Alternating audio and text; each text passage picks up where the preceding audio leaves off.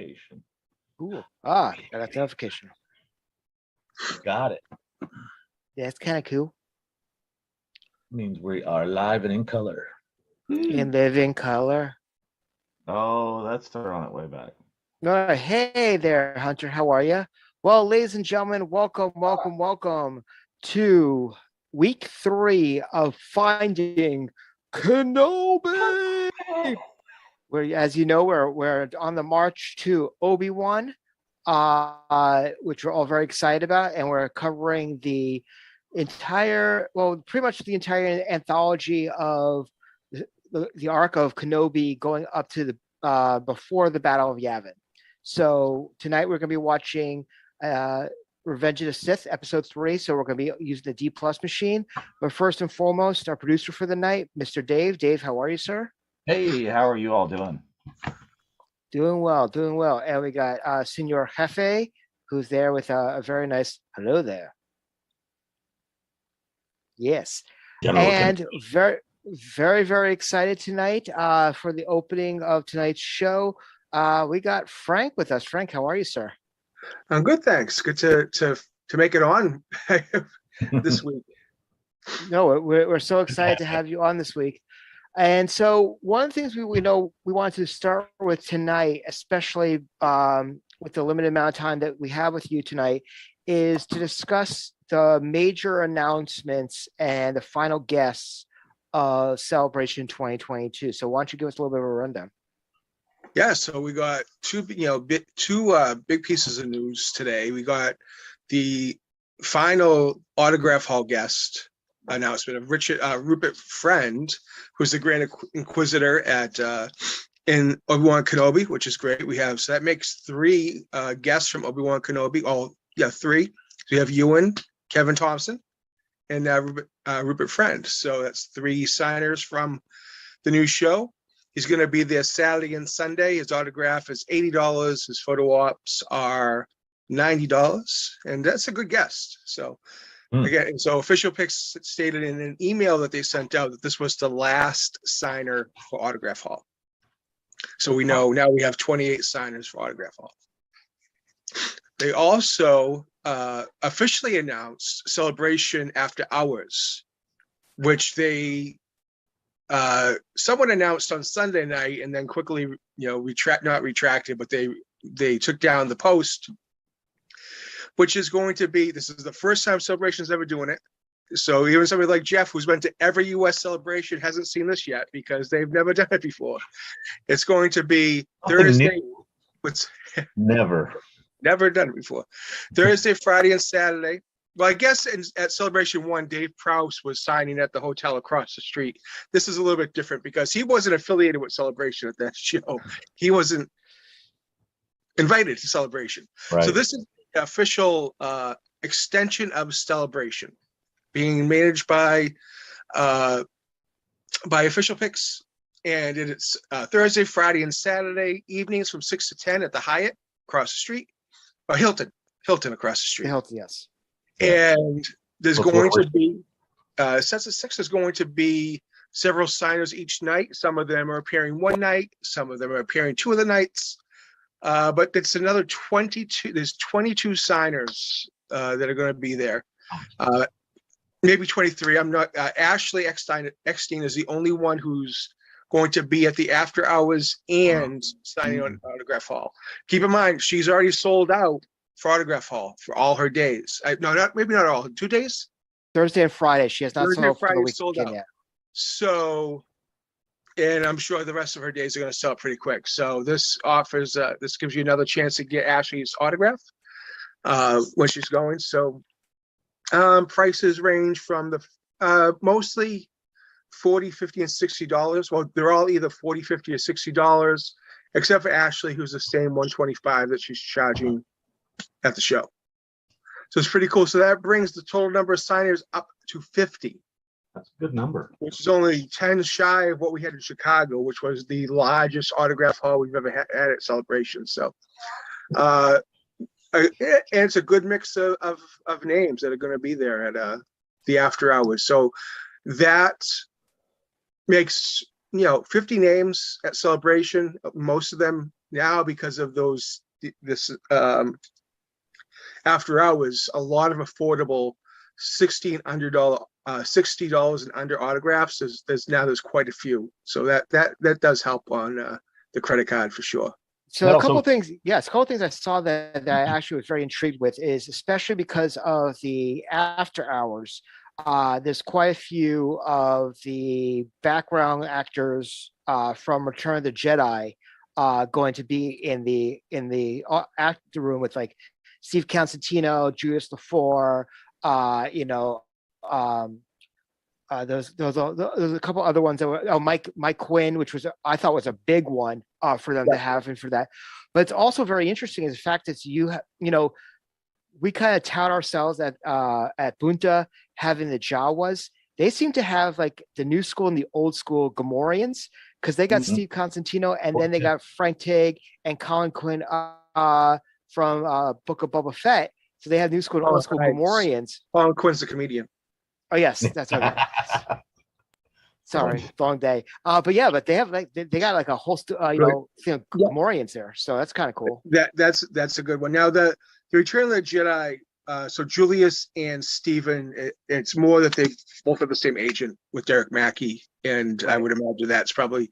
And then the two Gamorreans have the same agent as well. And I can't remember if it's Zach or not. So some of it's just agents, who's available through the agents that official picks are going through. But still, you want to mix. You want, of course, you want the latest projects represented. And there's some, Lateith Crowder, who's, the Mandalorian, and some of the behind the scenes, and a lot of them. He's the, they say Brendan's the gunslinger, and Lateef is the fighter, right? So yeah, it's a great name. For me, the biggest name that jumped out that I had to get was Don Bees.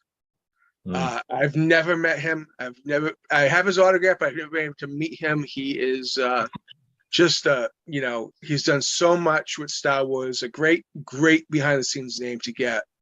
So I got his autograph ticket immediately, as well as Lateef's and Matthew Wood, but you're obligatory. Matt Wood. Wood's on. He had to get every picture that he has on his table. I do. So you'll get his bib for tuna from Mandalorian. Right.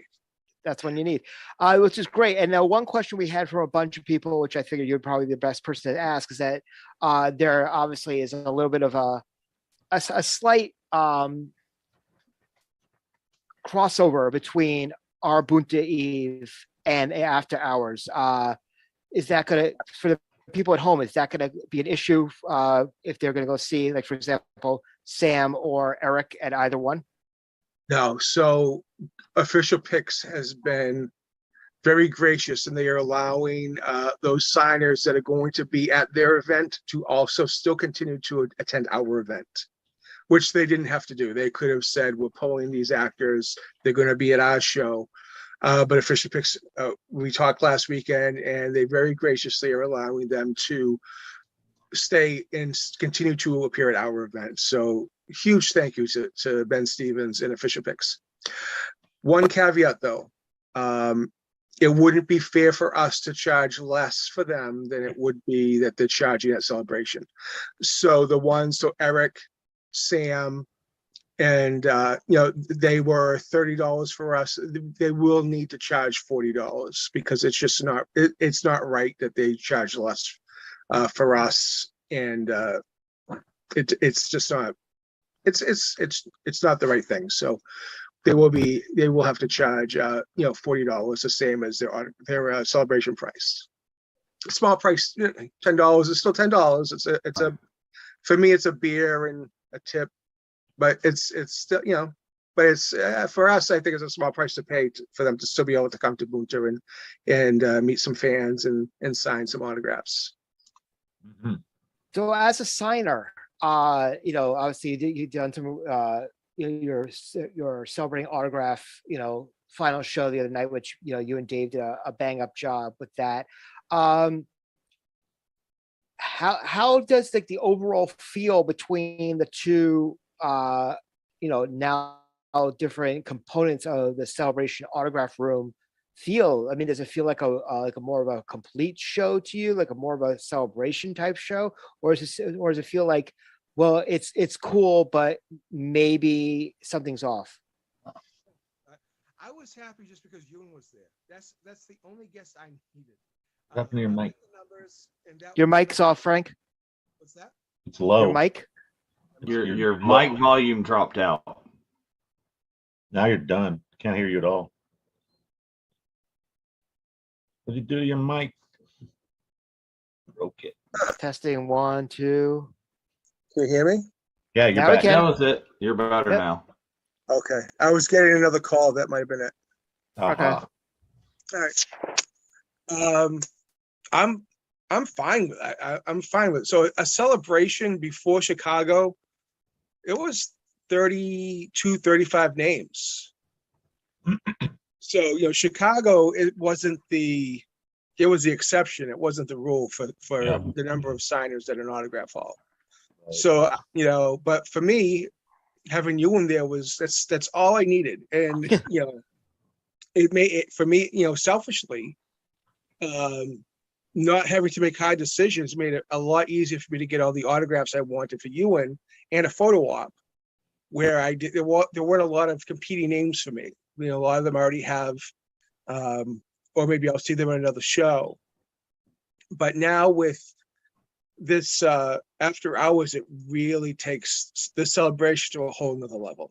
As far as autograph, if we look at it as one big, 50 signers and not two different events, Right. it's just It fills it out 8 nicely. is signing during the day and 22 is signing at night. It's What's also nice about that is it frees up people's time during the show. They don't have to be in line the whole time in the autograph hall or for a good chunk of their day to get things, signed or a selfie or whatever they want to do. They can wait for the show to end and go, experience that later. Especially if they don't have anything else to do, in the evenings, which I had experienced a few times in my early celebration days until I realized there was so much stuff going on. You just got to look for it. So let me ask a novice newbie question is, what do you think the feel of this after hours event is going to be? Is it going to be like in a ginormous autography hall type space? Is it going to be a smaller, more intimate type setting, kind of like Bunta? Is it going to be somewhere in between? So it's in a ballroom, so it's going to be like probably a lot of the small conventions that we might see that we go to at that close to our local conventions that are in hotel ballrooms. Yeah. Without the stalls and people selling things, just what I imagine kind of like the Showmaster shows in London. There's just tables and people signing.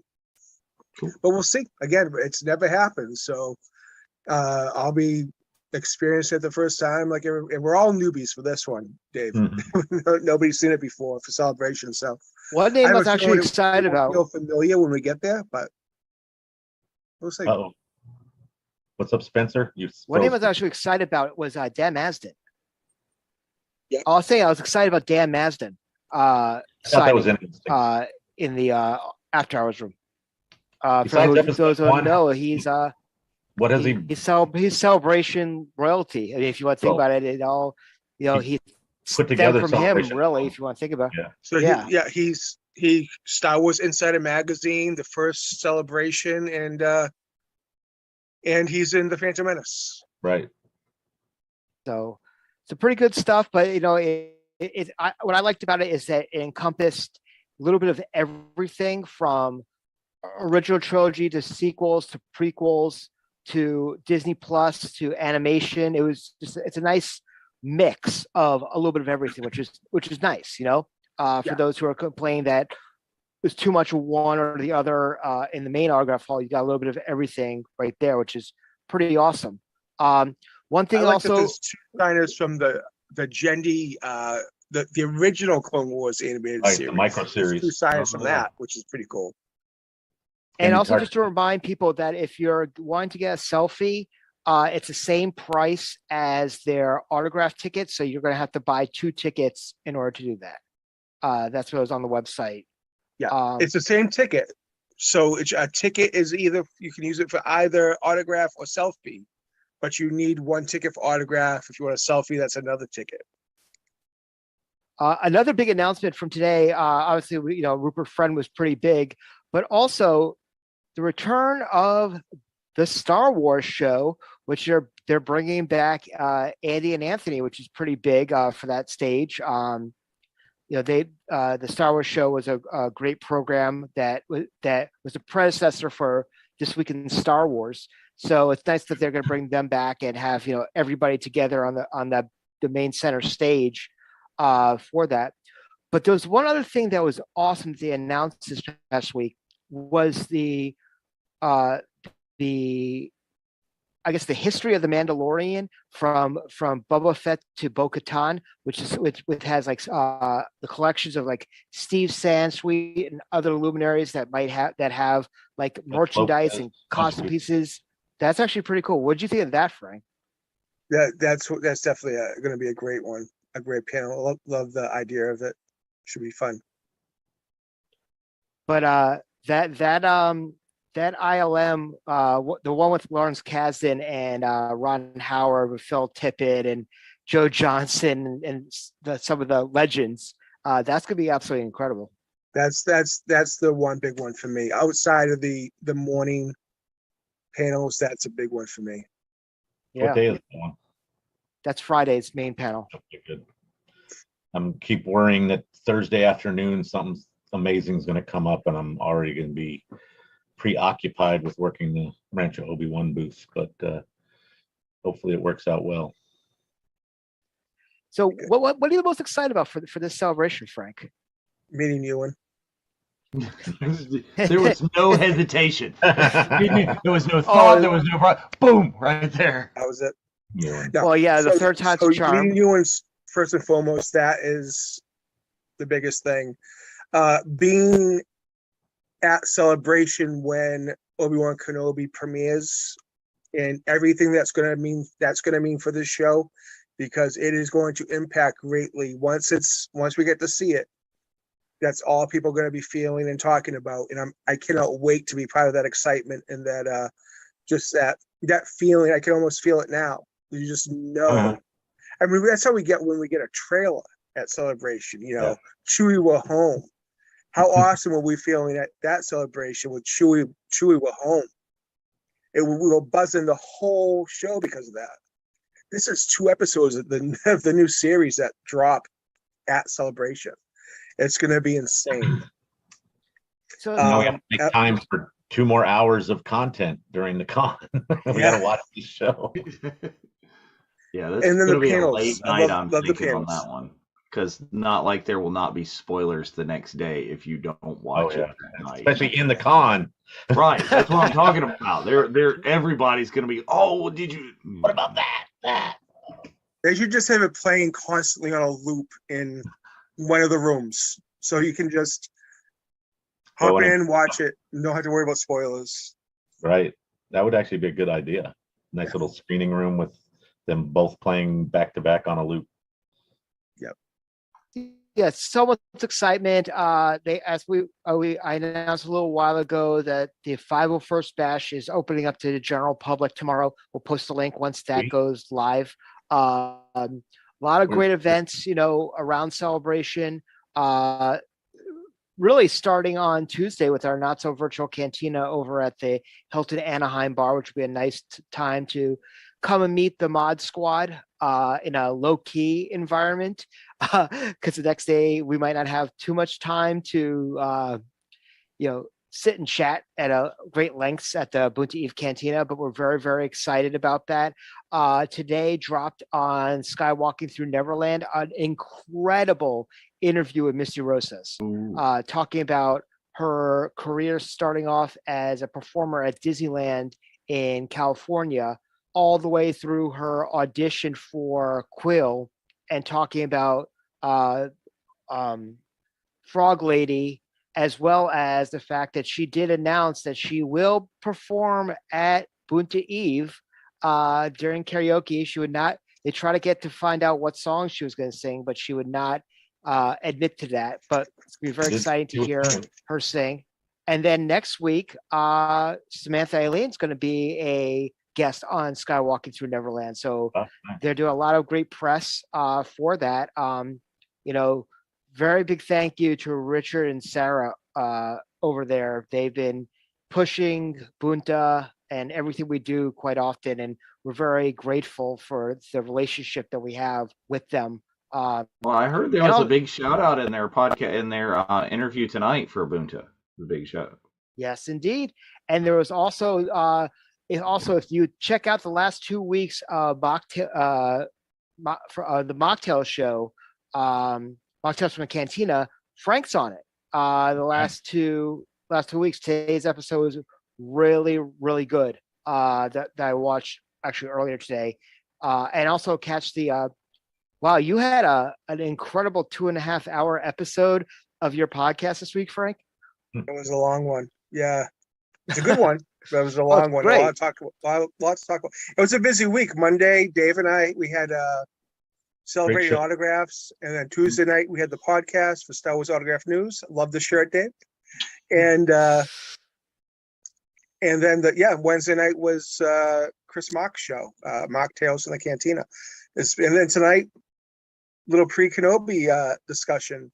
Yeah, so guys, I really wish I could have been, part of these watch-alongs. It's just I just work-wise, I can't make it. But Obi-Wan is such an important character to me, and today I was just kind of thinking about why and what makes him, because he wasn't my favorite character growing up. It was always Luke, but Obi-Wan is just he's such a great hero, and he's not perfect. He has flaws and he makes mistakes, but he always tries, and he always so I'm getting called. He's always trying to do his best. He doesn't always succeed, but you think about it, if Anakin hadn't come along, he would have probably been the biggest young Jedi out there, and he, instead of taking that mantle, he has to train the chosen one. He's in this impossible situation. Jedi wannabe? No, wait. Yeah. So it's pretty awesome. Very appreciative that you were able to come by. I know it's a long day, and you're gonna be hitting long days up until the end of next week in preparation for celebration for that. But greatly appreciate that you being on, coming on with us for a little bit before we start Sith, and very excited. Hope you'll be able to join us for a little bit, maybe with a guest with you next week. Otherwise, hey, if you want to meet Frank, come to our events. Also, don't be afraid to run to him on the floor. He'll be around. Okay, I want to know, where do we get our Frank D. Rich Funko Pops to get signed? Where are those? Well, you're making them for everybody else, so. We got to get to that one. We got to get down that line. Awesome. Yes. Well, thank you very much, Frank, for coming on tonight. Guys, enjoy the movie. Have fun. Nice before you go, Frank, we have your friend Adam Lambert from Canada, Spencer and Frank's, wanted to let you guys know that they were watching. Hey, Adam. Hey, Adam. And got one question that's probably for you in the chat before you get out. Is Tony Mora is asking. It's like, this is my first celebration getting a tattoo Friday morning at 10 a.m., but also have a ticket for tomorrow. If he gets an early group for tomorrow, will that be honored all day, or is he going to need to go in and get that time changed or something? They should. I mean, he should ask when he comes in, but they'll honor it. But if just so he peace of mind, he should just check in. But they'll let him. They should be able to get it. If as long as it's the same day, it should be easy enough for him to get into a later group. Excellent. Thank you, sir. All right. Good night, guys. Good one, Frank. So it's nice to have Frank on for a little bit to tell us a little about what's going on with the final guests of Celebration. Just give it a few moments to just do our usual shtick before we start, but we're watching Revenge of the Sith tonight, which is episode 3. If you love playing at home, hopefully all of you have seen it at some time. But Dave, did you see any of the pressers that they did in Germany for Obi-Wan this past week? I haven't. I've only seen the still images of them all posing, and I haven't seen all the major things happening. So I assume you have. Tell me what I missed. I did, but Jeff, did you see it? No. Okay.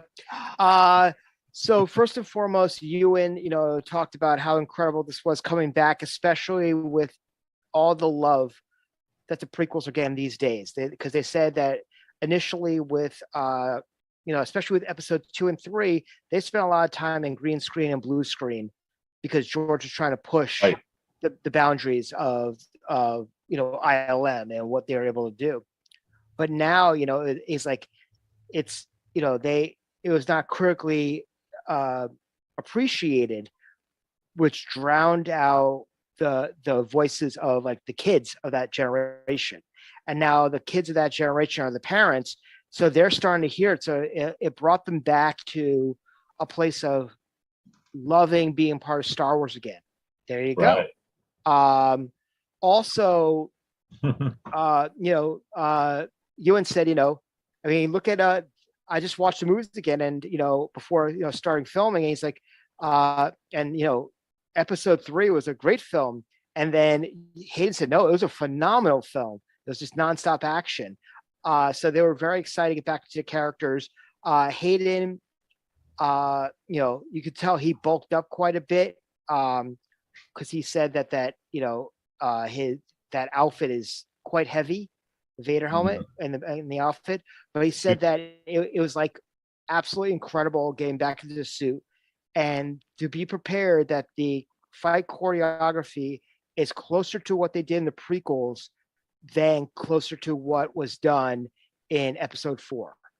So, I mean, as soon as I heard that, I see in my brain the the fan made re-scene of Vader and Alec Guinness on the Death Star. I see us getting like something close to that. Right. So, and Ewan also said, if I had $1 for every time someone told me I had the high ground, which is actually pretty funny. Hello. Yes. Oh, he came in and said, hi guys. And I was like, again, dude. But no, some great stuff going on from there. Obviously, we're prepping for all of our big events over at the Not So Virtual Cantina and the Bunta Eve Cantina, which we hope to see all guys there. But Dave, in preparation for celebration and stuff, what are we looking at for at the VCN?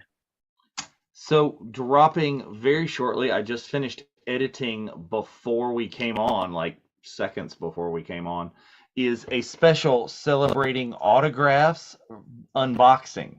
So we're going to see me unbox a lot of the recommendations of autograph getting equipment that you need to have that Frank has recommended over the course of that show.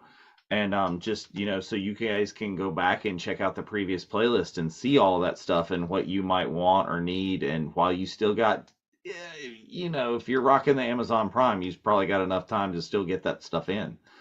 So we got that coming. This week, a celebration-related episode of That Star Wars Funko Pop Show is down, and I think we're hitting right around 100 views or so on that so far. Mm-hmm. So that was a fun one. Check that one out if you want to get some autographing tips and some other tips about celebration exclusive Funko Pops, because those are out there. You want to talk just a little snippet of that while we're on here? Yeah, so a little bit of celebration Funko Pops. There's a lot of quite a number of reissues that are going to be there.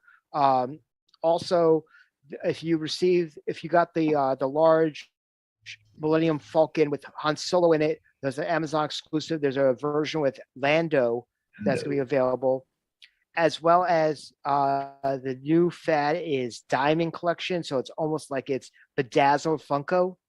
And there's a a child as well as R2 that are coming out for that. Okay, I just which are got a great. new They're- variant for the Spencer Funko, which is I'm going to go get that and use my Bedazzle it. Dazzler. Oh, great. But yeah, some great stuff. But yeah, definitely check out that show. I talk quite a bit about, getting your autographs on your pops and recommendations and pens and all that jazz. So it's really fun to look at. But yeah, no, check that out. I believe there's going to be another episode of Jedi Archives this coming weekend as well. Yes. But yeah, some good stuff. Good stuff.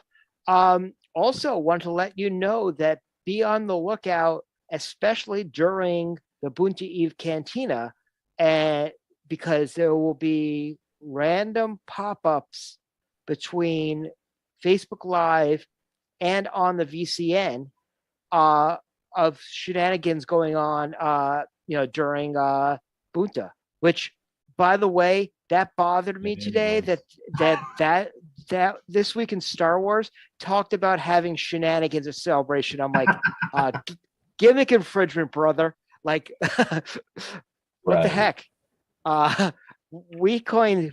It's not, if it's not us, it's Favre that talks about shenanigans. But besides that, I mean, Jeff, we're, a lot of our plans behind the scenes for like Bunta and stuff are really coming to fruition right now. I mean, should people be excited about, the stuff that we have lined up for them? I think there's going to be a lot to take in. So yeah, it's going to be an experience, and there'll be plenty to keep you entertained and things to do and see and experience the entire night. So I think it'll be a lot of fun. Yes. So very excited about that. We hope to see you guys there. But we're about to get to episode 3. So make sure you have the D Plus machine up there. Is everybody queued up? Yep. I am not queued up. Hold on. Hold on. Slacking tonight. Talking about bedazzling a pop, which would take 70 years. And he's like, I can't even queue up. I know. And then this is, of course, the time that, my Disney Plus app decides to hide. Oh, yeah. Did everybody get their badges activated? We don't need no stinking badges. No. Again, we do this show too much. We really do.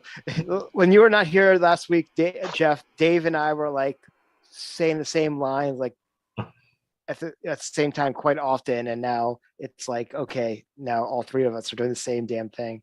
Right. Oh, look, yeah. See, this is why I got to get queued up, because I'm like in the middle of Sith. Yeah, I was in the credits. I was too. When I logged on, I had to restart. So I don't know. It's pretty hilarious. So Pablo was talking about this on Twitter today. That's actually pretty cool. Ooh. All good stuff. Yes, I'm glad to be Sherry. Thanks for the thoughts. Found his pack. My package is Mike in the chat? Is Mike in the chat? No, he's not going to read it. Hey, Jason, I'm glad you got your badges today. Looking forward to seeing you and Patience at our event.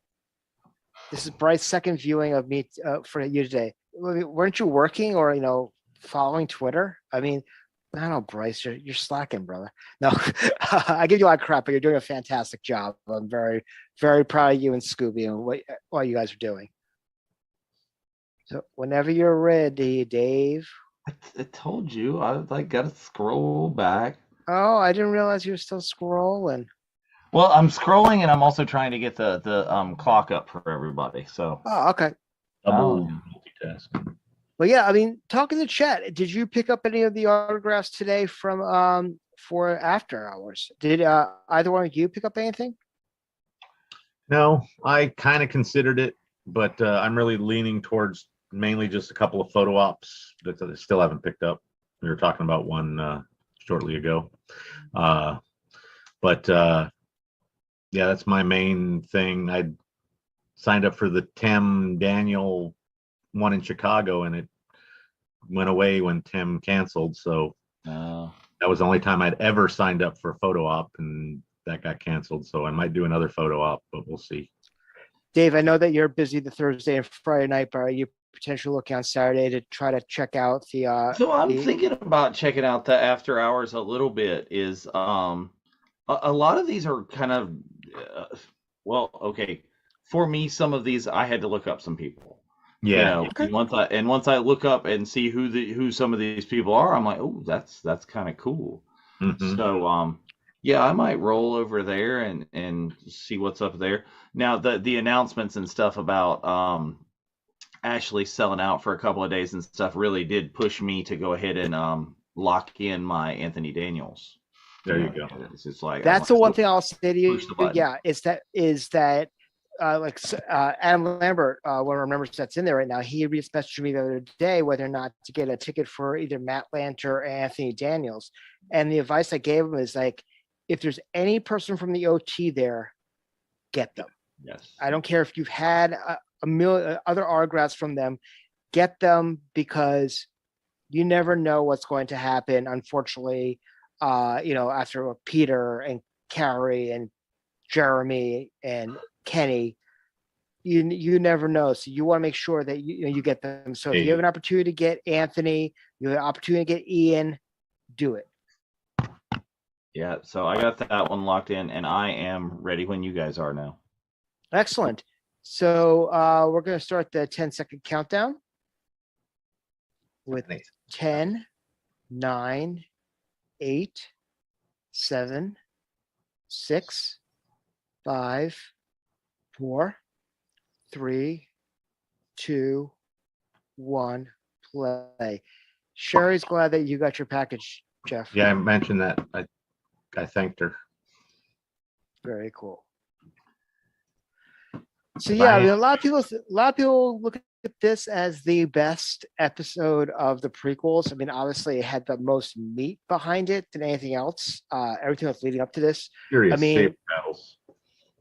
I mean, as kids, we always heard stories of, Anakin became Vader because of falling in a volcano. Yeah, exactly.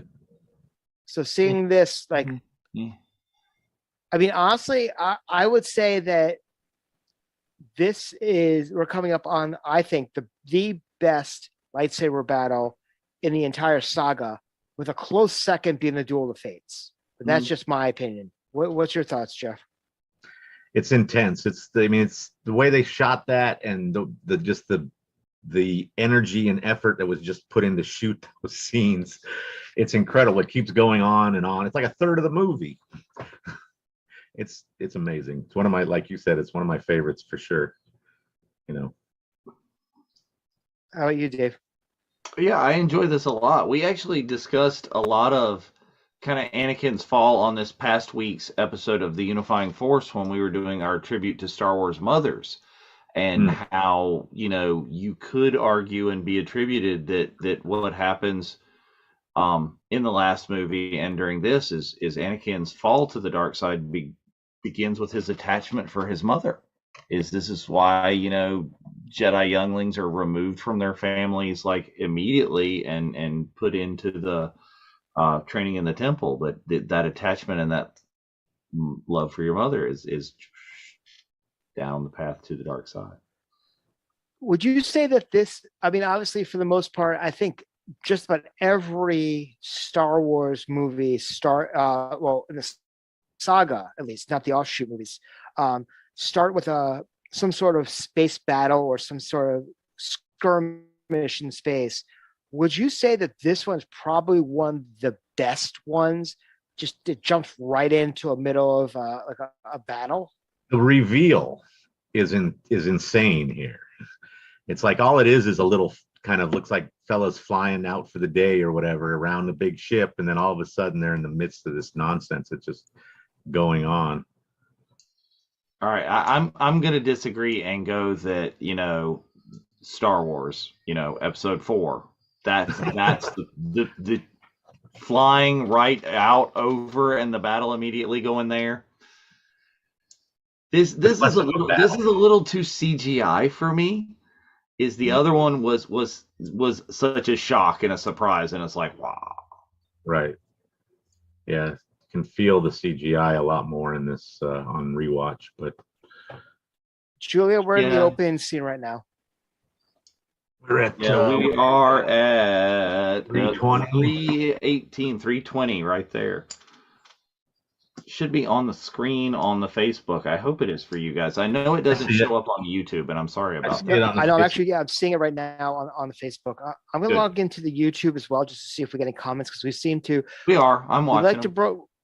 We like to broadcast there, and sometimes we forget that it's. Hey, there's people there. I got blisters on my fingers. This is where the fun begins. The hello from Adam is. Adam is over on YouTube, and monitoring that chat there. Oh, hello, yeah. I mean, this is a crazy opening battle. Actually, it's just everything is going here, there. It's a lot of ships and a lot of stuff happening. Yeah. There's Tim. Yep. Just some of the choices too is the little microphone headbands. I was just thinking the same thing. It's ABBA, didn't you know? Yeah. Little crown. Like that truly makes him the one true king. Yeah, right.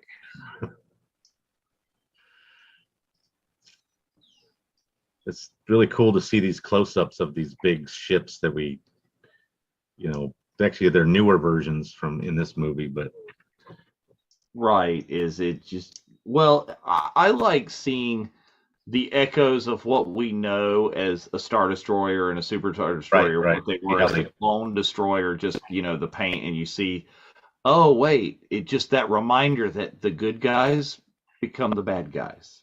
Spoiler alert. Art imitates life. And then the bad guys become the good guys. Kind of that. Oh no, buzz droids. Oh no, yeah, buzz droids. Got hit by the buzz droids, and last time I rode Star Tours at Disneyland. That's awesome. Freaked me out when they buzz in front of the screen and then see R2 zap them. Like, yeah. Pierce is like they stole the headband from Padme's in episode 2. It's like, bondage Padme. On that note, I got a drink. I'll be right back. Okay. It's like, oh, hey. It's not like there's a teenage Jedi Padawan in charge of my security. Right.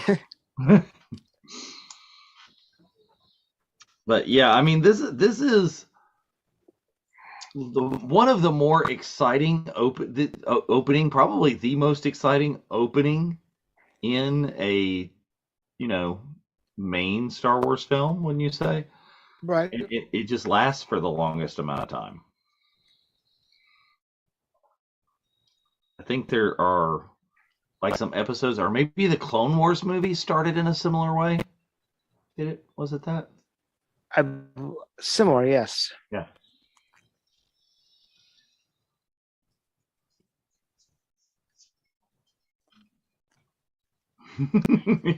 Bryce is in there.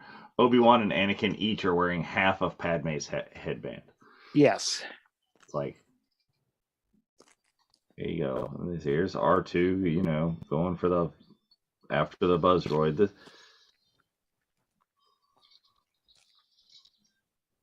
R2 is just much more like hostile in the prequels than in the OT. I mean, he's so much more Chopper-esque. Well, he was here, like, at that time, he still had a little more attitude. He was not as worn down. I mean, you saw, like, going into Force Awakens, he put himself in kind of like almost like stealth mode, when Luke went off to Ahch-To. So right.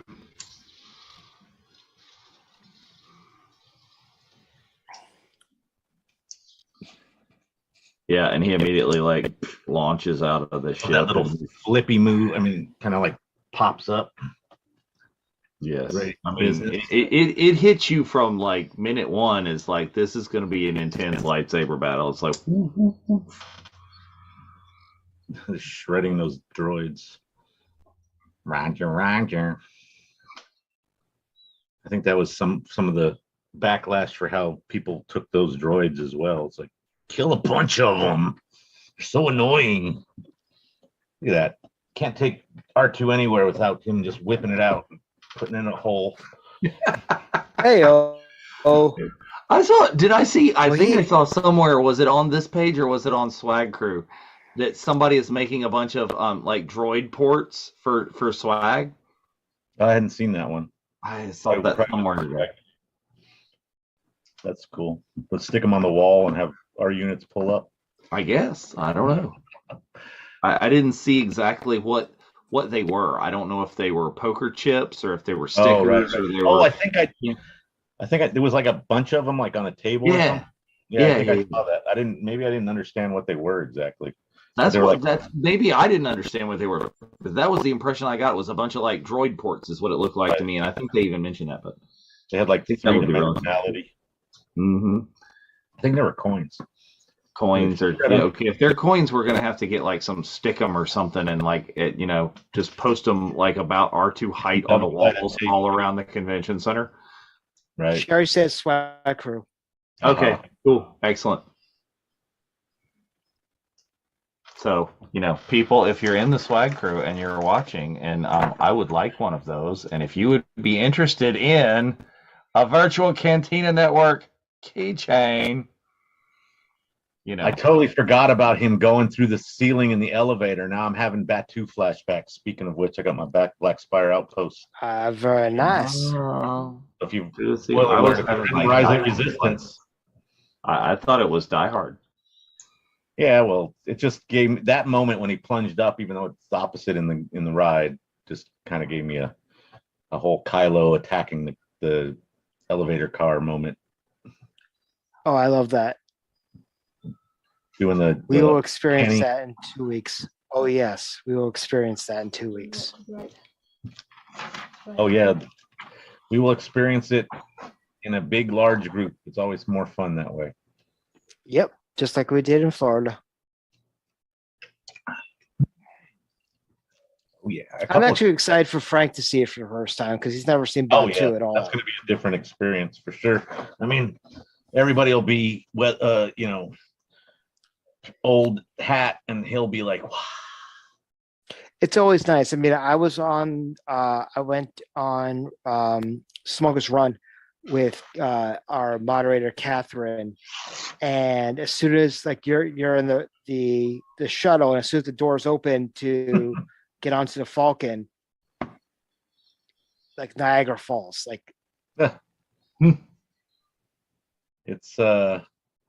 it is kind of surreal walking into that hallway. Mm-hmm. And then into the cockpit itself is just another thing. Right. Burn them droids. He's the original murder droid, but then Chopper just would literally go and shank somebody. Like, hold my beer. Yeah, Mark's saying Swag Crew also. Mm-hmm. Oh, cool. Oh, who's that guy? He's got a very familiar looking chair. Yeah, right. It looks like the same chair that he's got on Coruscant. Mm. He just takes the chair with him. It folds down into a briefcase, and he has him reupholster it, and that's about it. Ashley says that R2 just choppered those droids. Ooh. Yeah. Indeed. And if you're interested in how Chopper choppers things, check out Ashley and Mark Von Olen in the upcoming Rebels Revisited show. See what I did there? Yes. Coming sooner than you think. Speaking of which, next time I think Jeff needs to produce so he can get back used to the controls. Oh, it could be that too. That's probably not a bad idea. And next week's a long episode. Just keep that in mind. Yep. Next week we'll be watching a number of the five episodes. Yeah, it was intense right here. Ashley says, "Clever segue, Dave." He's got it like that. We try. Yep. That's how we roll here at the VCN.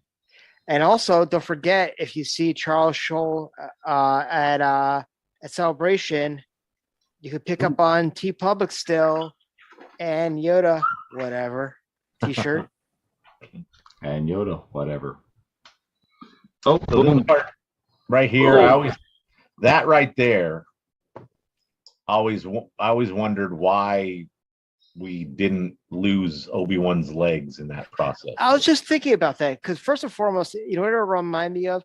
It remind me of part of like the backlot ride at Universal when you're like in one of the tunnels and you saw, yeah, and you're seeing that the piece like slowly on a track like going down. But yeah, wouldn't that make Obi-Wan like almost like a paraplegic? I would think so. The way that felt. He got new legs, like Darth Maul. He got new legs. He should have had to. It's time for. He's so happy. Just take a little off the top. Palpatine is so happy. Kill him now. All right, so here's the question: do you think that when he says "do it," Dooku knows that that's Sidious?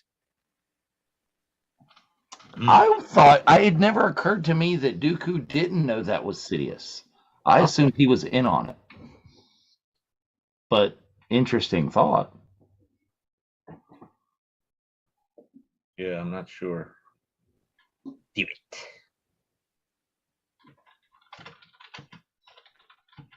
There you go. Release him from that chair. Oh, that's the one. That's the bondage chair. He didn't take that one with him.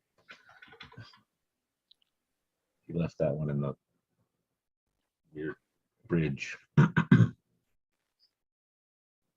He loves to poke the bear, doesn't he? Sidious is like, you remember what happened with your mom and the Sand People? He's almost like you know that character Chris Farley had on Saturday Night Live. You remember that time when you killed Sand People because they hit your mom? That was awesome. You remember? And then you moved into a sand crawler down by the river. No, wait.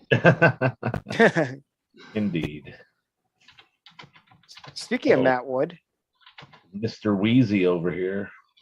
Ooh. I will say this though. He was the one person, obviously besides Ashley, that I was shocked was in the extra night. Like I would have thought like a Matt Wood would have been main floor. Main room, yeah.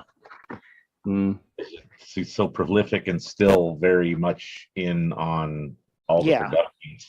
So I was excited. Was it announced? I think it was today, or was either today or yesterday. An announcement, a non-celebration related announcement, is Ashley, Matt, and Matt Lanter, and I think Wood as well, announced for GalaxyCon Raleigh. I think James Arnold Taylor as well. James has the same age there was as them. Huge Clone Wars kind of delegation-y deal announced, and we're like, ooh, excitement. Nice. And also the first trailer of season 3 of the Orville New Horizons came out today. And there's a very big Star Wars reference in the episode. I was so inundated with all the shenanigans that were going on within our group with all the announcements that Keato texted me. It's like, have you watched the Orville trail? I'm like, something, I completely forgot it. And I was like, I was dying. I was laughing so hard. But it goes to show, it's a Star Wars reference. So it goes to show that now they're on Hulu and they're part of the Mouse House. They're going to crack jokes. They can say what they want and not really worry about it, as long as it's not negative, probably. But yeah, it's easy for them to use stuff like that and not have to have any worry of somebody saying, hey, no, we can't do that. Well, it's like what you watch a lot of the DC shows, and all of a sudden they'll mention like the Flash, and they'll mention Star Wars isms, or they'll reference Marvel in the middle of a DC show. Well, yeah, it's all over the place in terms of where it's referenced, but in this case, there's not a legal reason for them to say they can't do it because they're under the same legal umbrella. Yep. It's Mr. Wheezy. Oh, crazy. How did he just pop it right on top of him? We're Yeah, I small don't for know. this. Imagine. It's like they put a cup on him as they ran by. There you go.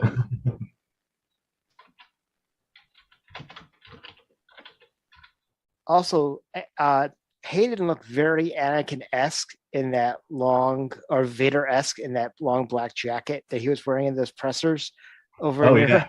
I think the pleating on it made it look very Vader undersuit-esque.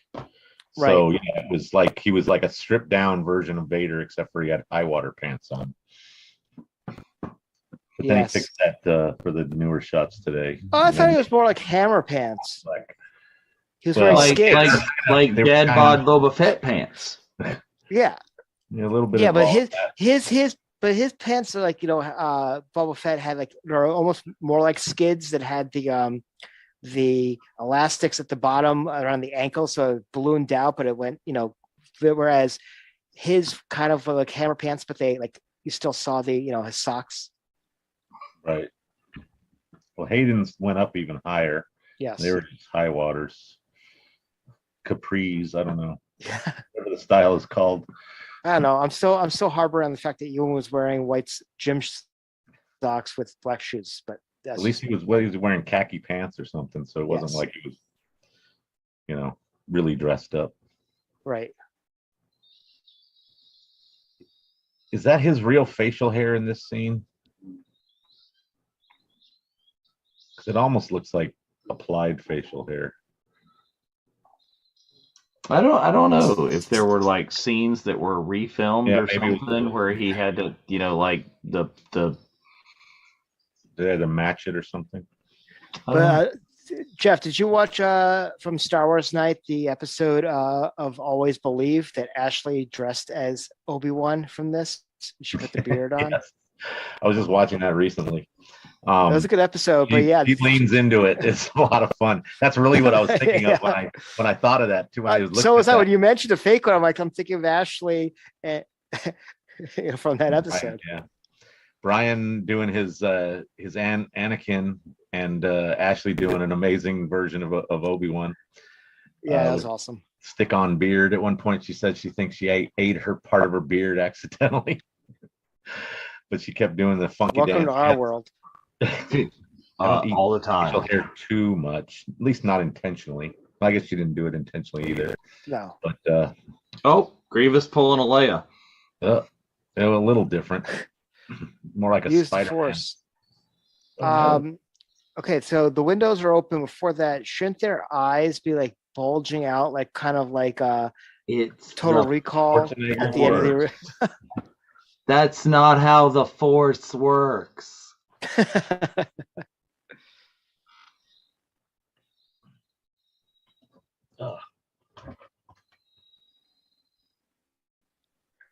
But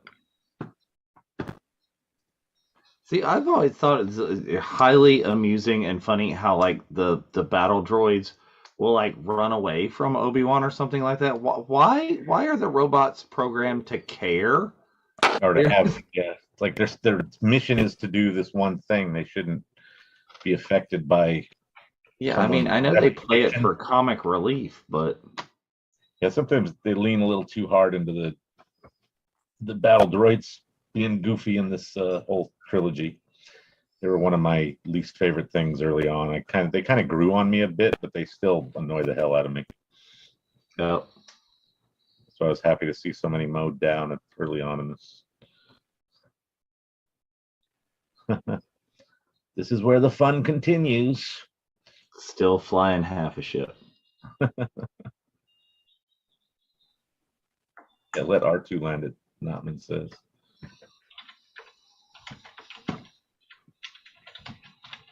Everything's shredding off of it.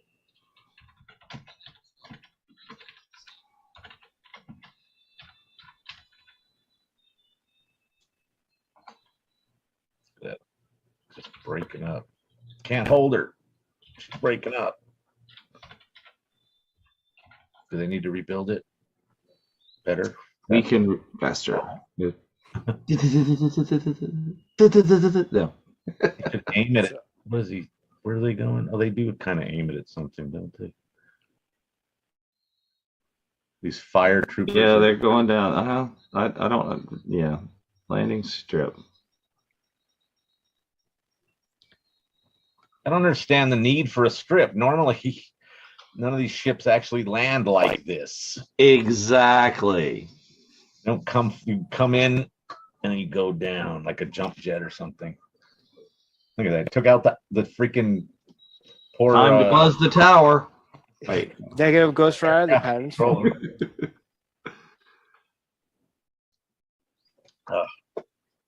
That right there was a little reminiscent of one of the scenes in Star Tours as well, where you end up in the hangar at the end with Naboo starfighter poking a hole in the front end of the. Well, generally reminiscent of how I fly on the Falcon is crash it right into. Oh yeah, that too. Isn't the Falcon in that shot we just saw? Yes, we did. I was actually just looking for it. That wide shot of the landing areas. Yeah. Yeah. Considering when this was done, they did a pretty good job in terms of compositing most of it, but it's still, he's got the high ground right there, by the way. Yes, he does. Yes, he does.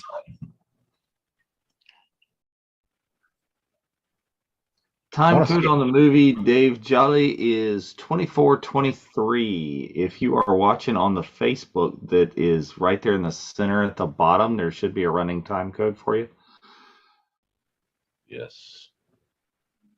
Right below the clash. I want to see a Rex droid pull up behind him and give him his belongings.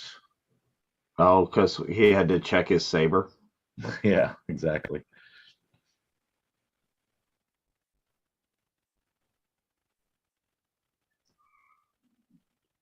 Are you all right? Now he's all goofy again. Yeah. Hey, there's Lucas's daughters behind Palpatine. Yep. Must be nice to have a dad that's a bajillionaire producer. Does she still have the space braces that she had in episode 1? I don't think so. I think they've been removed by now. Now, is this the same daughter that he basically totally made the Ewok movies for? I think one it's of Katie. I think it was the older one. Notman's watching D+ with German overtitles. Okay. It's like hearing Obi-Wan in German. Oh, you can hear it. Wow. Nice. Oh, it's dubbed, huh? That's funny. That's fun. Now he has just introduced a new level of the watch along. I may have to do that. Oh, geez. Nine, Anakin.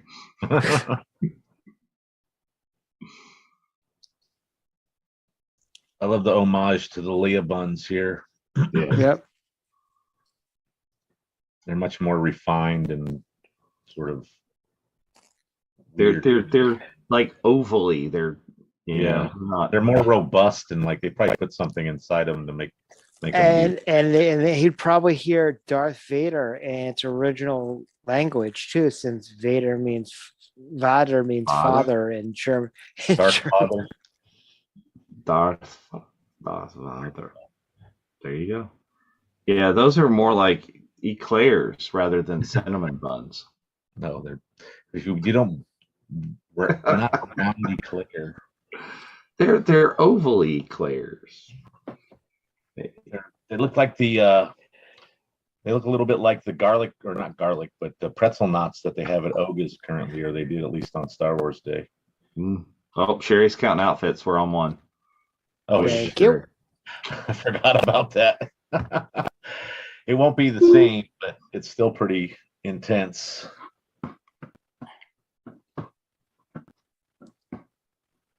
So he's talking about the fact that he gave her some midichlorians. Yeah, Wah, wah, wah. Well, his count was more than Master Yoda, so he had some to spare. Oh, he got twins. That's why. Indeed.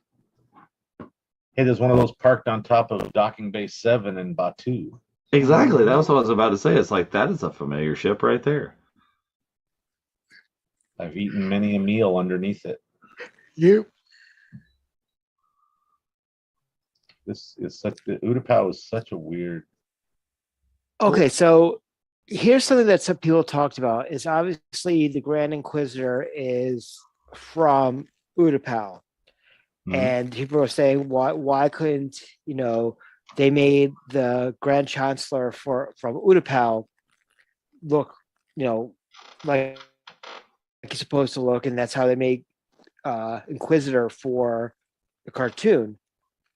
But he's got a nice round face. They backed off of it for the show, right? So my take on this is, I'm hoping something like why they really simplified Ahsoka's Montrails and stuff like that is it's for stunts, and that he's going to be like going crazy, flippy dippy, lightsabery nuts, and like this costume, this prosthetic on the face wouldn't roll for that. Right. I think the it's shape possible. could have been more. And it says. Go ahead. Anam was saying there's nothing wrong with an eclair or two. It's when you have more than that. You get the place shut down. Oh no, that's back yet. That's pretty close to that. But yeah, I'm hoping it's something that there's a reason behind. It's like the adjustments in the facial structure of Cad Bane that didn't bother me because they adjusted it because it's not animation. They wanted it to be practical. Could they have CGI'd that? Yes. Right. But, I think going practical, especially with so much easily done digital stuff, if they can do it right, is a better look. Because we're getting into too much uncanny valley stuff lately where it's easy to tell or be weirded out by the whole look of some characters. And there's outfit number 2. Mm-hmm. She's got a hell of a hairbrush. She could do some damage.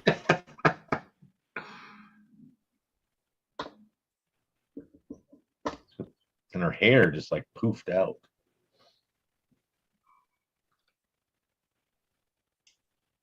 I have to experience the eclair at the Not So Virtual. That sounds like okay. So you see this imagery. It's very similar to the way Grogu was seeing Order 66 in episode 6 of Fett. Edge distortion and weird coloring and stuff. Yeah. Well, and it's reminiscent. I don't know that they have the edge distortion and stuff, but that reminiscent of Din's flashbacky droid dreams. A little bit, right? I think lesser though. I do think lesser, not exactly that, but just the direct focus on the face of the child crying, and then the outer. Yeah. Sort of everything else, not really. So Dave Jolly wants to know, do we think they'll ever do an alternate Star Wars universe where Anakin did not join the dark side? If you want a lot more of that discussion, you should check out an episode of The Unifying Force. What if Qui-Gon had lived? And another one about what if Padme had lived. So those are 2 episodes of The Unifying Force show available at www.youtube.com/The Virtual Cantina Network. Look for the Unifying Force playlist. There's that damn Japor snippet again. What woman sleeps in a cave? Everyone should sleep in a cave, Ashley, because if it's good enough for Orlando Calrissian, it's good enough for the rest of us. It's like in The Princess Bride. Why are you wearing a mask? Masks, they're terribly comfortable. I think everyone in the future will be wearing them. Damn Wesley. Or in that case, the red. Good night, Wesley. I'll probably kill you tomorrow. The Red Pirate Roberts. Yes.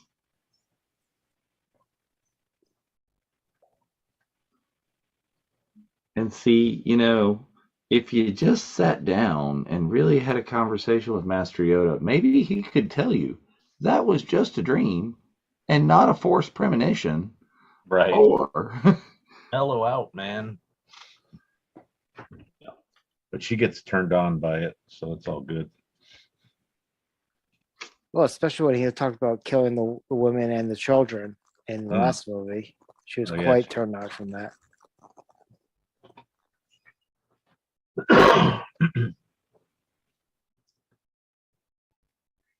So, but shouldn't they know by now that it's twins and not just a baby?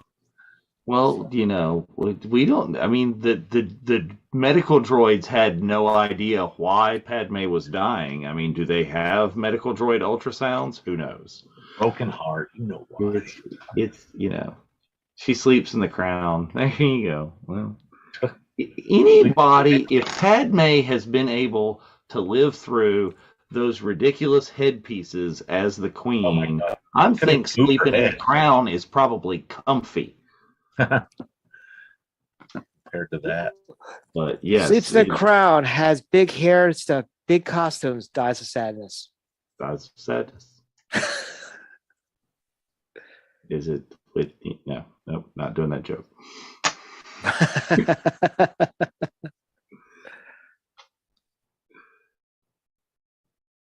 See, right there. Rejoice for those around you who join in the force. Nice.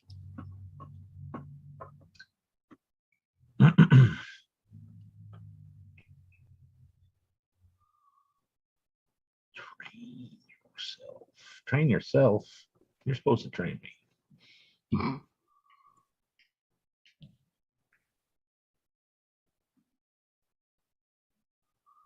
Some of our big fancy views of the temple. Yeah, giant hallways. And for as ancient of an order as the Jedi are, it is just strikingly modern. It's ancient modernism. Well, yeah, they probably had great fundraising campaigns.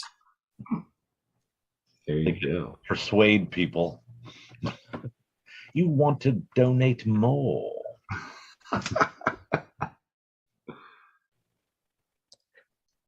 Want a wing named after you.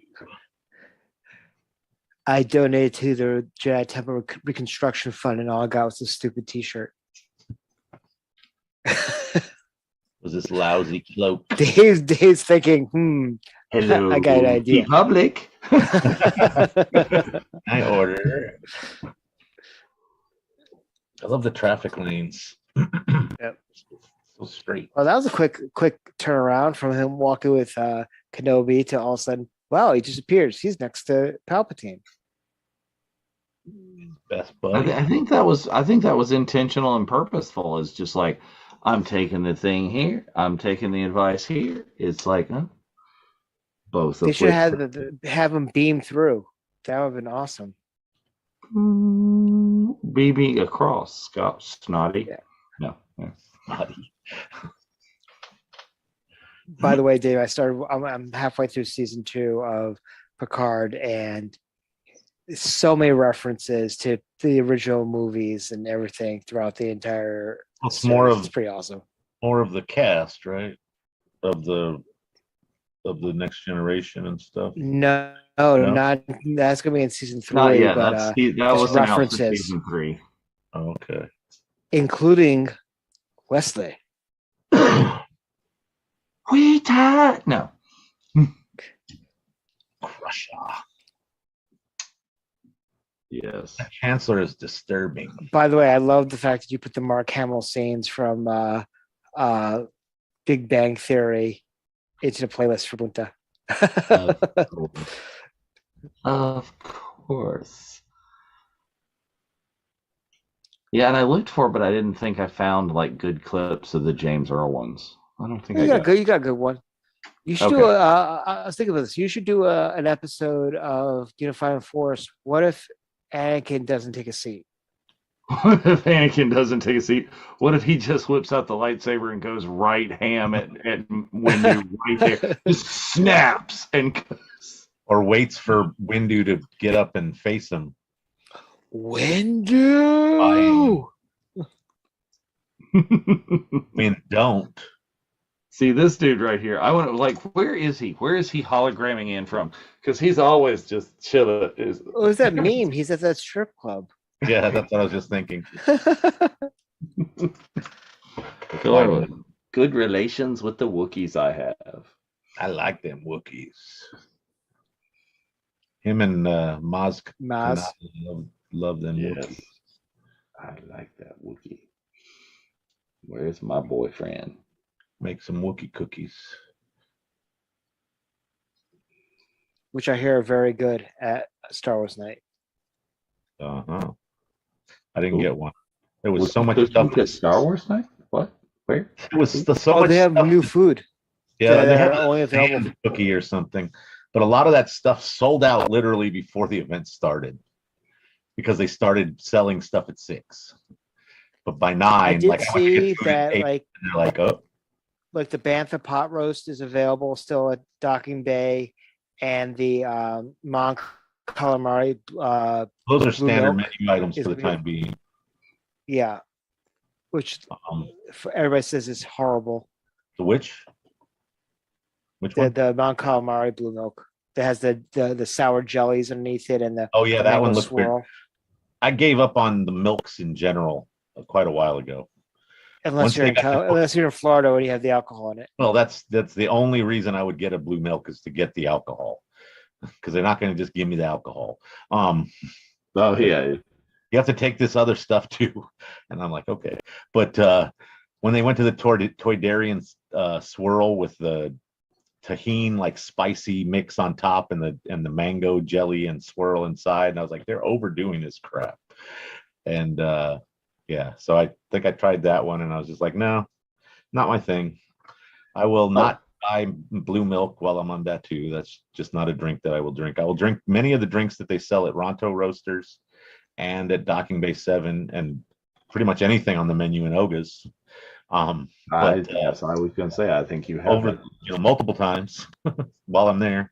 I enjoy the blue milk. I do. I haven't had the adult blue milk though. I have had. There we go. Well, you mean like in a bar type blue milk, or the one that? Oh, you mean like Oga's? Like you can get alcohol in blue milk at Disneyland, right? You can't at World. No, only talking at World. Oh, it's only okay. It was the other way around. And the one that they sell in Oga's is non-alcoholic. It's just not frozen.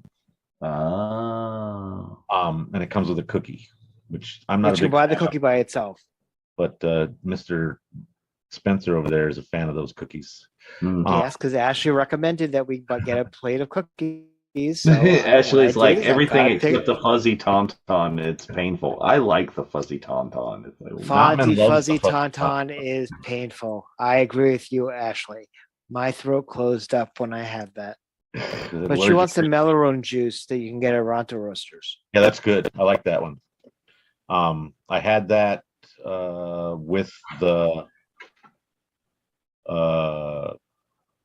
it was a special menu item on May the 4th. It was a pork cutlet sandwich that I tried, which was how was good. That? I liked it. It had pork like rind? Yeah, the pork rinds on top.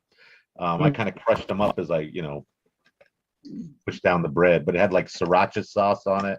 It was pretty good. I just wasn't as hungry as I thought I was at that point in the day. Not, man. Fuzzy me up, Buttercup. Yeah, that's you. We're gonna. Okay, you asked. So, Jeff, do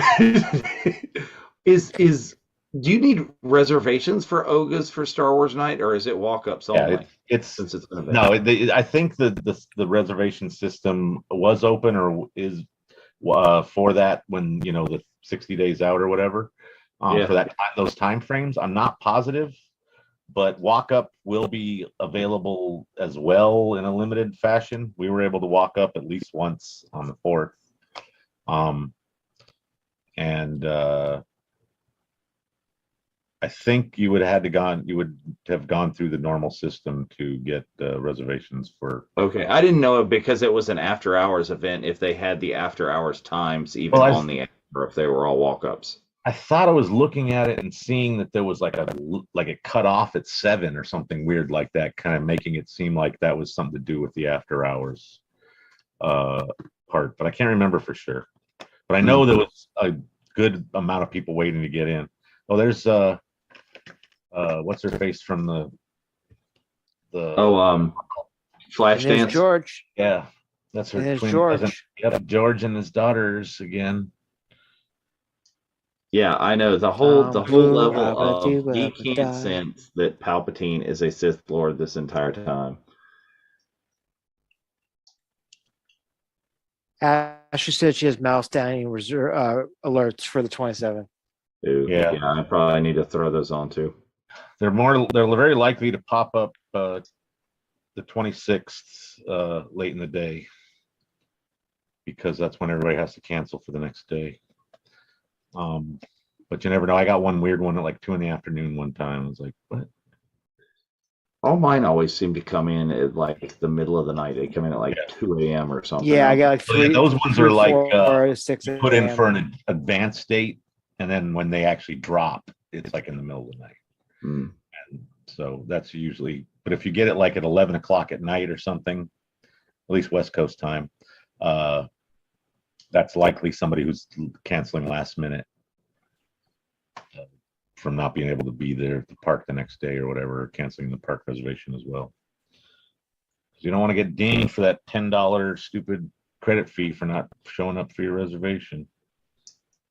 Oh yeah, I'm. Is it $10 or 65? I thought it was 10, but I don't know. Yeah, I thought it was $65 if you don't.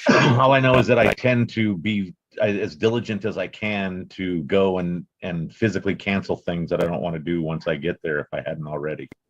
Well, Right. see, I'm bad about is I will game the system a little bit and just if I forget, modify the reservation for a couple of days out.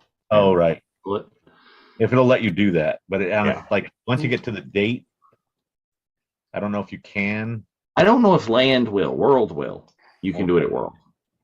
Yeah, maybe something with the apps because I know they're different. Ash said $10 per person, so that must be just for Ogas. Because if you go to a restaurant like at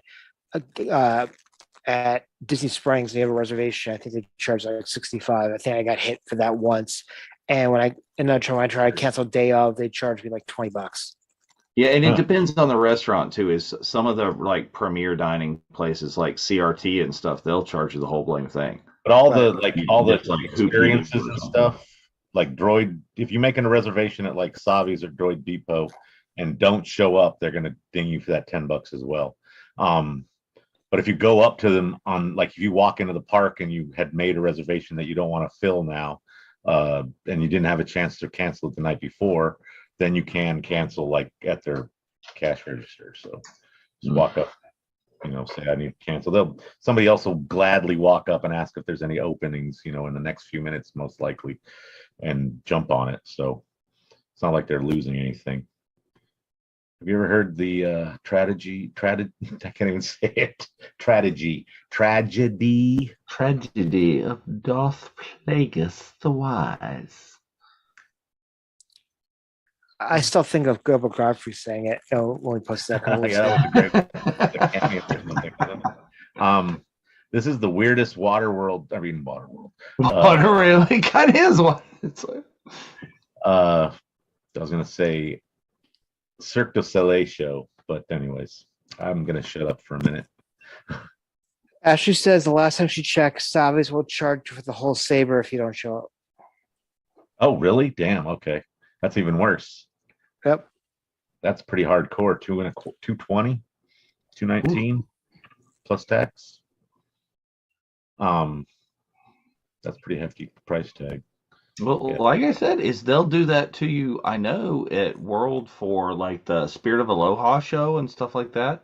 We even bigger, more popular stuff. Yeah, we showed for our reservations, but one member of our party wasn't there, and they're like, "We're going to charge you for their whole dinner."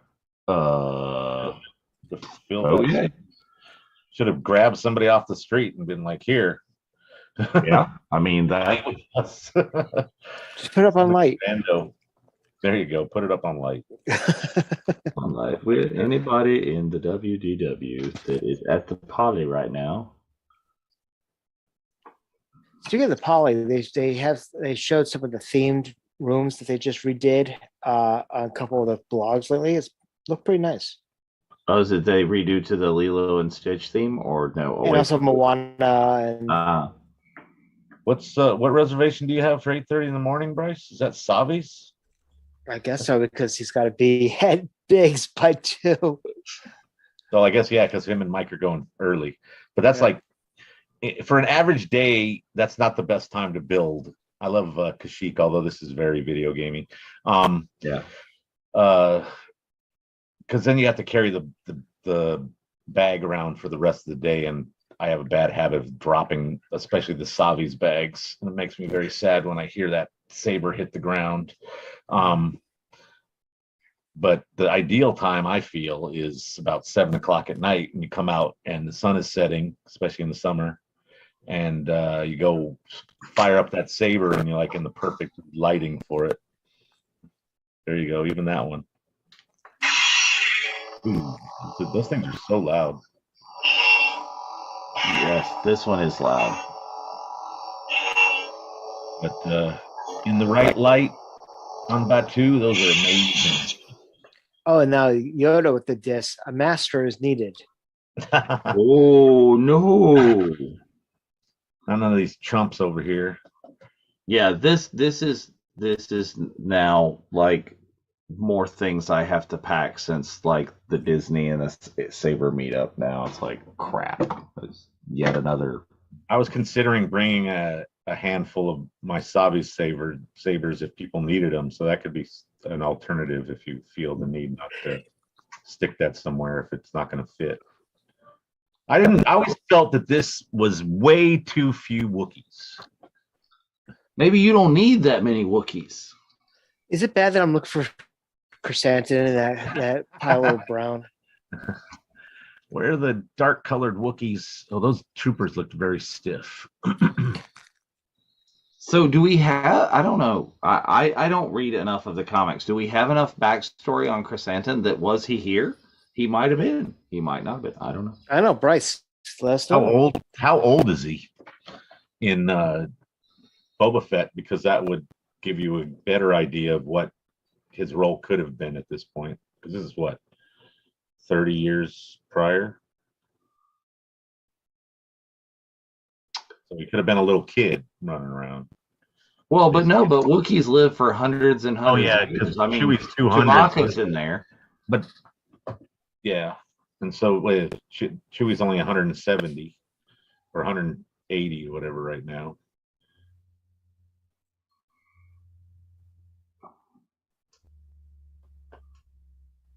Wookiee Tarzan, yeah, that was fun. I love the how just British, not British, but Scottish, like Ewan becomes in there, or Obi-Wan becomes in this little scene. He wasn't at all like that matter of facty whatever in episode 2.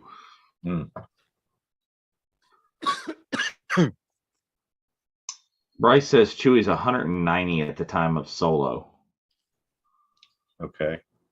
So at this point, he's about 180, 175, something like that. Is this 10 years before Solo? Probably 180. I knew he was 200 in A New Hope. Oh, there's Tim again.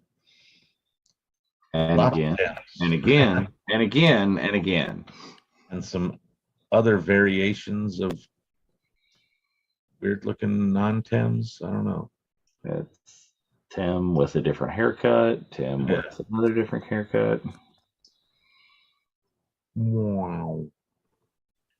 He's got his crown back on. Phew.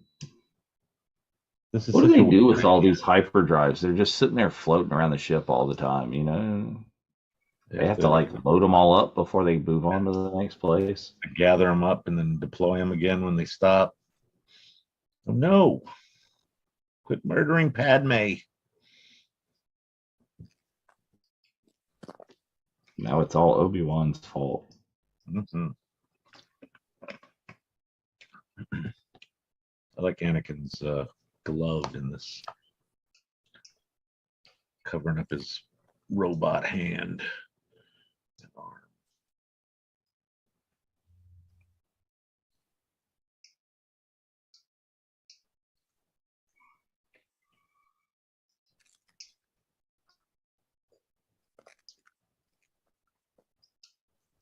I mean, not found.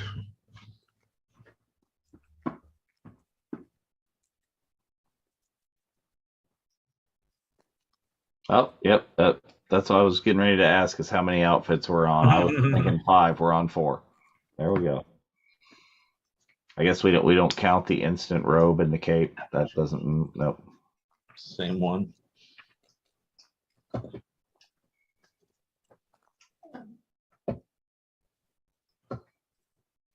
Yep. Save you. Save you. I can just turn to the dark side and follow this senator who knows surprisingly much about Sith legends, but it's totally innocent. He just had me cut some dude's head off recently too. It's all good. I hadn't been doing much of that before I met him, but now I do it.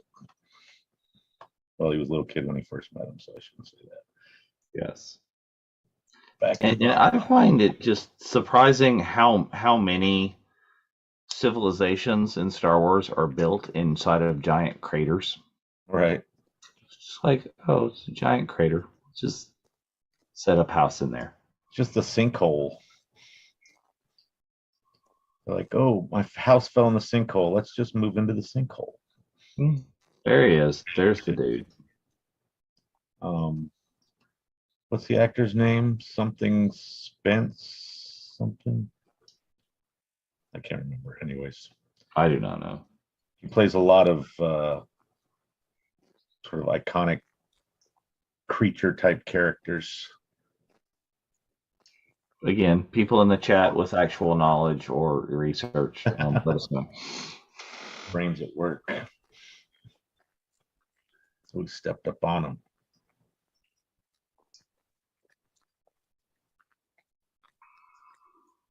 See, he needs Katie's braces from the other episode. Yeah, right. Face braces. Bruce Spence. Bruce Spence. Yeah. See, I knew Ashley was in the chat and would have actual answers.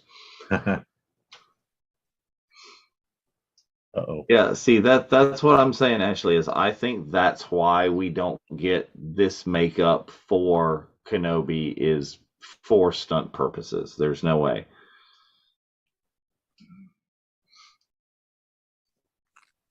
Yeah, how many stunts did the Coneheads do? Not that many. They weren't swinging around lightsabers, that's for sure. Especially not ones that you can use as a helicopter. Oh, yeah, that's true. This thing. Wow. Yeah, this thing is one of the more interesting choices of this. Yeah. It was sort of reminiscent of like a dewback or something from the original trilogy, though. Kind of looks like a green scuttle. It's got a lot of bird elements to it. Especially in the face. There you go. I made a toy like that with Obi-Wan in it. They may have. I don't know. My stuff is mostly earlier.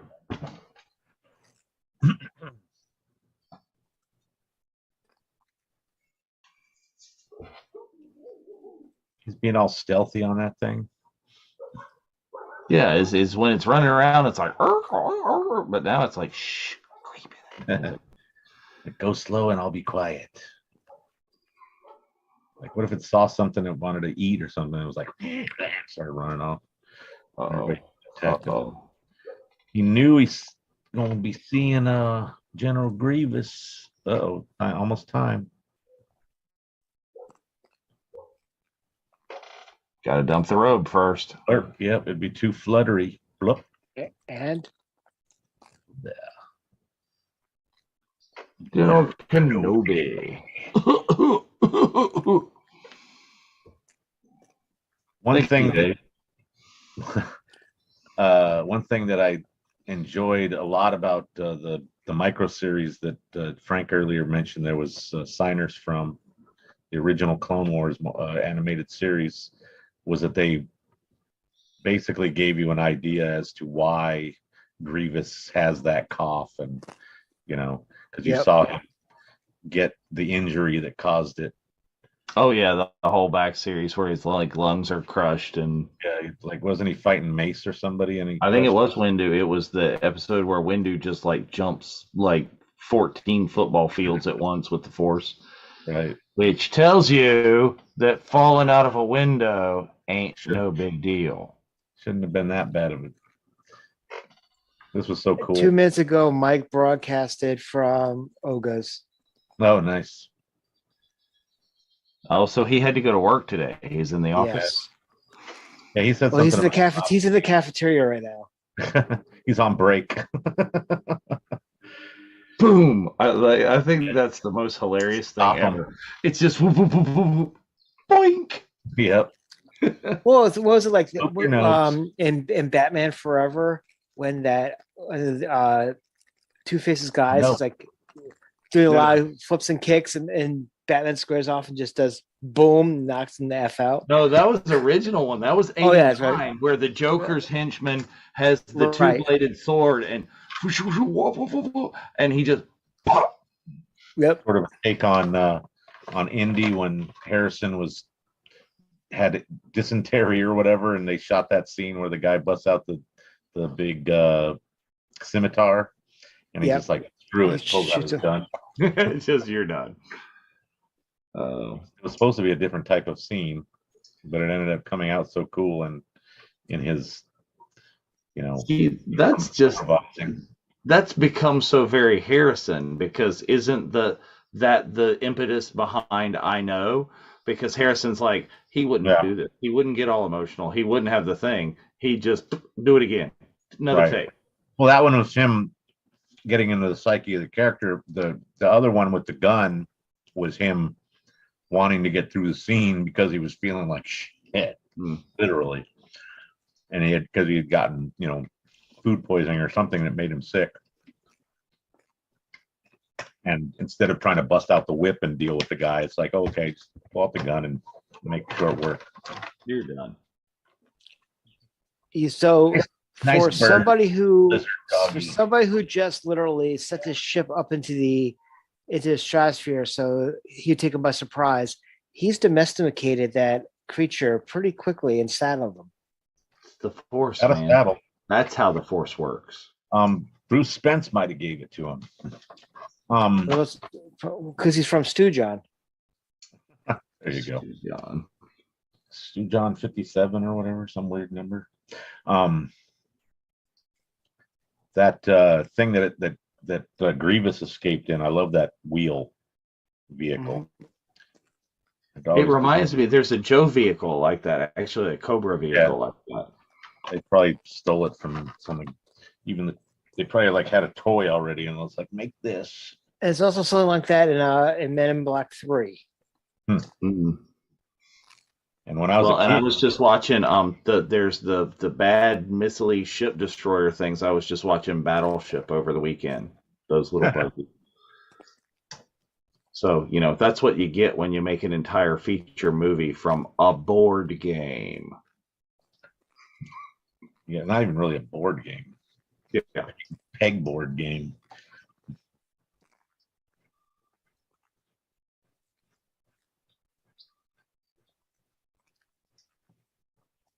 Yeah. This is a different chair, at least. It's not the exact Emperor's chair.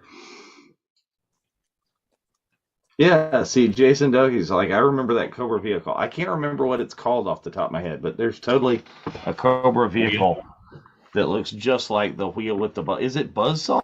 Is it called a Buzzsaw?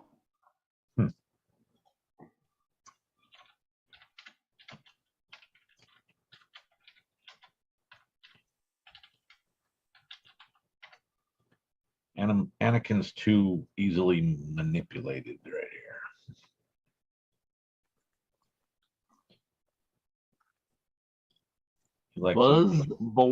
Buzzsaw vehicle from Hasbro, 1987. Yeah.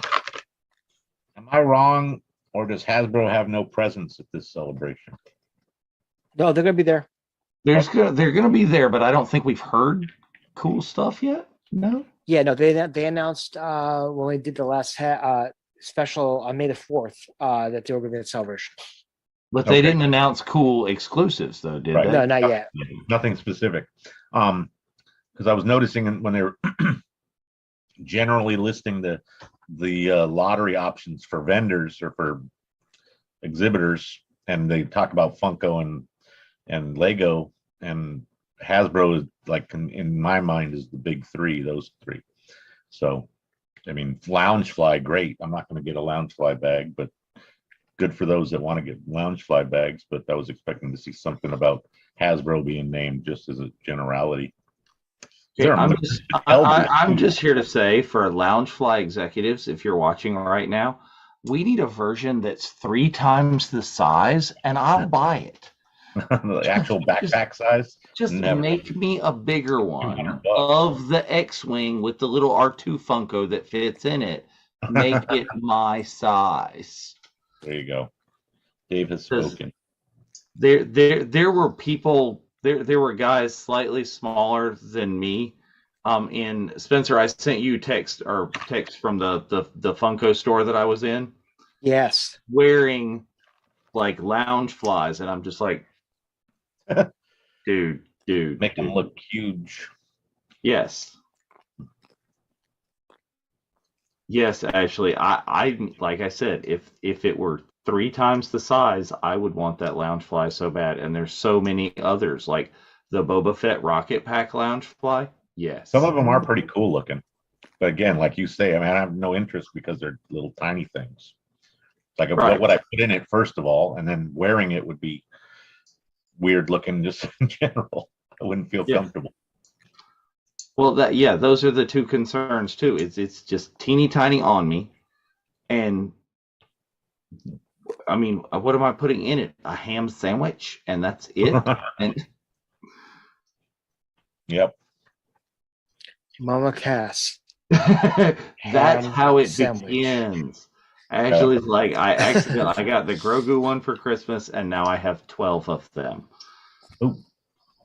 That is how Funkos started for me. I wonder why someone. Yeah. I have no idea what you're talking about. You see one in a store in Chicago, and they multiply. Either that or you go shopping with Spencer and he says, ooh, I think you're going to like this, Dave. Yes. And I'm sorry, when on Free Comic Book Day, they're buy 2, get 1. You start off with, ooh, I need that one. And then you're like, well, if I'm buying 1, I might as well buy 2, and then I get 3. Ooh. I have part of that scene with the wheel and Grievous and Obi-Wan set up in my hallway in action figures. Ooh. That's kind of cool. I have like shelves in the hallway that go around the top, and part of it is them. Obi-Wan has 14 broken ribs. Well, he already lost his legs. I'm surprised he's breathing. When he tries to kick Grievous in the junk and basically... Oh, look at that. You should punch him in the heart. That's what like Wolfman's got nards. No. Ooh. He's got some crazy claw feet. Oh no. He stepped on his toe. Look at that. He just broke his knees and his face. Yes. And then somehow held on. Like his fingertips are like super Jedi powerful. Boink. Ooh, right in his chest cavity. Like he couldn't have done that without opening it up. You should have showed him stuff some like oily rags in there or something. Damn. Yeah, Dave, I have Dave Jolly, I have over 600 myself. Yes, I'm not at 600 yet, Dave. I don't. He said yet anymore. This is being recorded. He did say yet. Yes. I'm getting a little tired of it is not only the Star Wars ones at this point, that's where we thought it would start, but the G.I. Joe collection is growing as well. Yeah. Yeah, he should have. Lamont is here. Lamont's rocking episode 3 with us. Hello. he wants to finish up or redo the Dark Trooper armor that he wears so that it's good and fresh for celebration, and get a new weapon ready. I made You got so 2 many weeks. Yeah, no shit. Or as they said, No. what's say once again in that from Toriko, 2 weeks. It's actually less than that because Monday and Tuesday are other things, and Wednesday. Mm-hmm. Yeah, we're kind of busy for a couple of days. Yeah. Don't start with the Black Series figures either, Bryce, because That started for me too. I didn't have any of those either before. That wasn't me. I did not influence you on the Black Series. That was all Bryce. Yeah, the Black is. I wanted a variety of things. I was like all 3 3/4 figure person before, but it's like, well, when they put Black Series on cards, imitating the 3 3/4 style. They did for a couple. Yeah, that's what, like at Celebration in Chicago, there was at least 2 or 3. The Luke, and there was there was a Luke in the X-wing gear, and there was Maul. Is that what it was? Okay, yeah, the Han. I think I was at like Disneyland or somewhere. But yeah, when I saw them do that, I was like, okay, that's insane. The giant cards with a nice, fresh, big style figure with great details and paint job. That's when they. I still love the fact that we went to toy stores trying to build out Skip's his whole thing.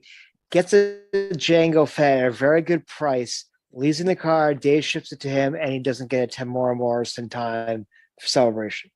No, I hadn't heard that. He didn't get a time. Yeah, he did not get a time. Oh, see, you could have kept it, and that is sad.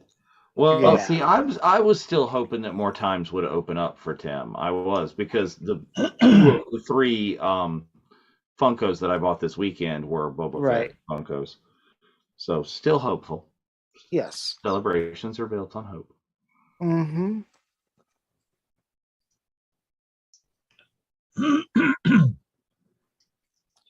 Yeah, I agree with you. Actually, no, not the Hot Toys figures. Oh, you will go broke. Oh no, she's an admin for Sideshow. So Ashley, about the Hot Toys figures, my address is. I'm sure you and might have some fun. Oh, that would be fun. Do some. I have to bring him a saber. Oh, I meant to ask. Well, I think Nala wants to do that. I meant to ask Frank this one. Was there any word put out in the details for the after hours event? Stolen my trademark, by the way, Lucasfilm. I'm coming for you. Right. But any mention of plexiglass? I don't know. I just thought that would be an interesting deal, because they are right through. No, hey, try spinning. That's a good trick. Oh, here it comes. Oh. Sorry, Calfisto. Did Mace's saber say BMF on it? That's the word from Samuel L.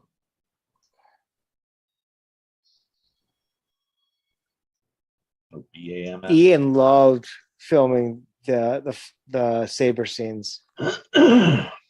Well, I mean, it's funny because his saber hilt is just this little small, unassuming little like stealth saber thing, and you're battling Samuel L. Jackson with, if his prop is anything like the Disney props, is big, giant, heavy chunk of metal thing. I still think that Dooku has the best saber. Wow! So I'm so glad I picked that up at. That one is so solid. That's such a nice piece. I have a mini one over here in a little display case that they I forget who made it. It's about this long, scale version, and that thing, I love just the style of it.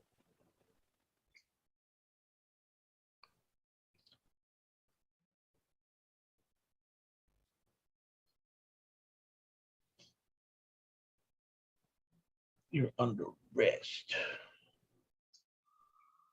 So why does he call him my lord there? That doesn't make a whole lot of sense to me. It's like senator, emperor, like chancellor. Yeah, he's chancellor now, right?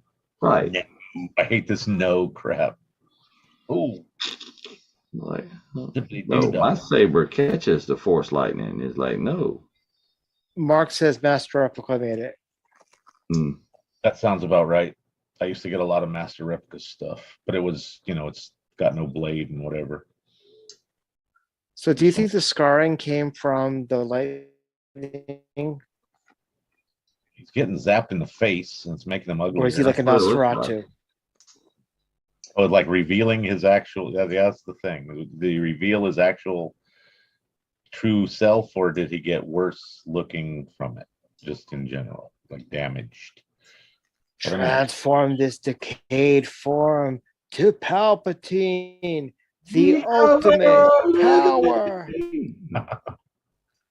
That's one saber I need to buy. I've seen the cons, is a full replica of the Thundercats sword. Oh yeah, completely. I need a sword of almonds.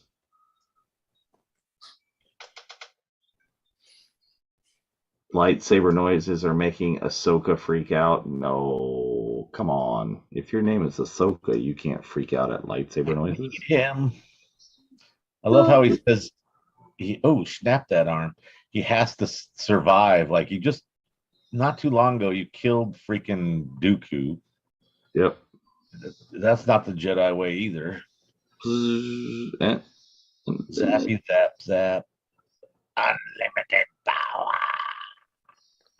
So this is how Nick Fury loses his eye. That's how Nick Fury loses the eye, right there. Popped it right there. Had nothing to do with the floor again. Not that windy for how high they are, too, which is kind of interesting. Should be seeing more. Right. Well, especially when the subtitles come in. Look at Palpatine's hair. It was kind of like, it's kind of doing the Trump in the back. That's the best way to say it. Oh, mercy. He's got the meanest looking forehead right there.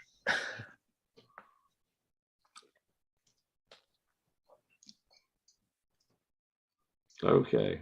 And it's just like, I give up. We're done. Help me save Padme's life. It's not like, that's all I want. How can I live without you? Okay, so here's the thing. He said to him, you join me and I can help you save Padme. And he's like, we can work on this together. It's like, dude, you're just saying, it's like fake it till you make it. Like, yeah, we could do this. Okay, you got the job. Okay, we'll figure it out when you get here. And like a few minutes earlier, he's telling the story of Darth Plagueis. Why he's very highly, insinuating that he already has this power, or Darth Plagueis' apprentice, which, spoiler alert, he is. Right. It kind of implies that in the story too, though. Yeah. Sherry says he has a Klingon head. Yeah, he does. Oh, yeah. It's almost like a reverse Klingon head, actually. It depends on what kind of Anakin went from EOS.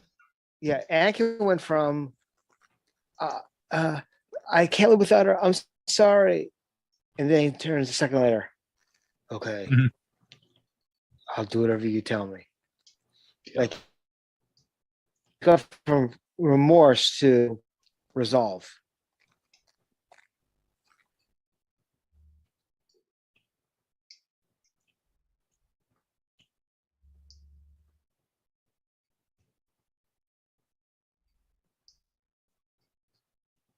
They're gonna get us. We're gonna get it out of here.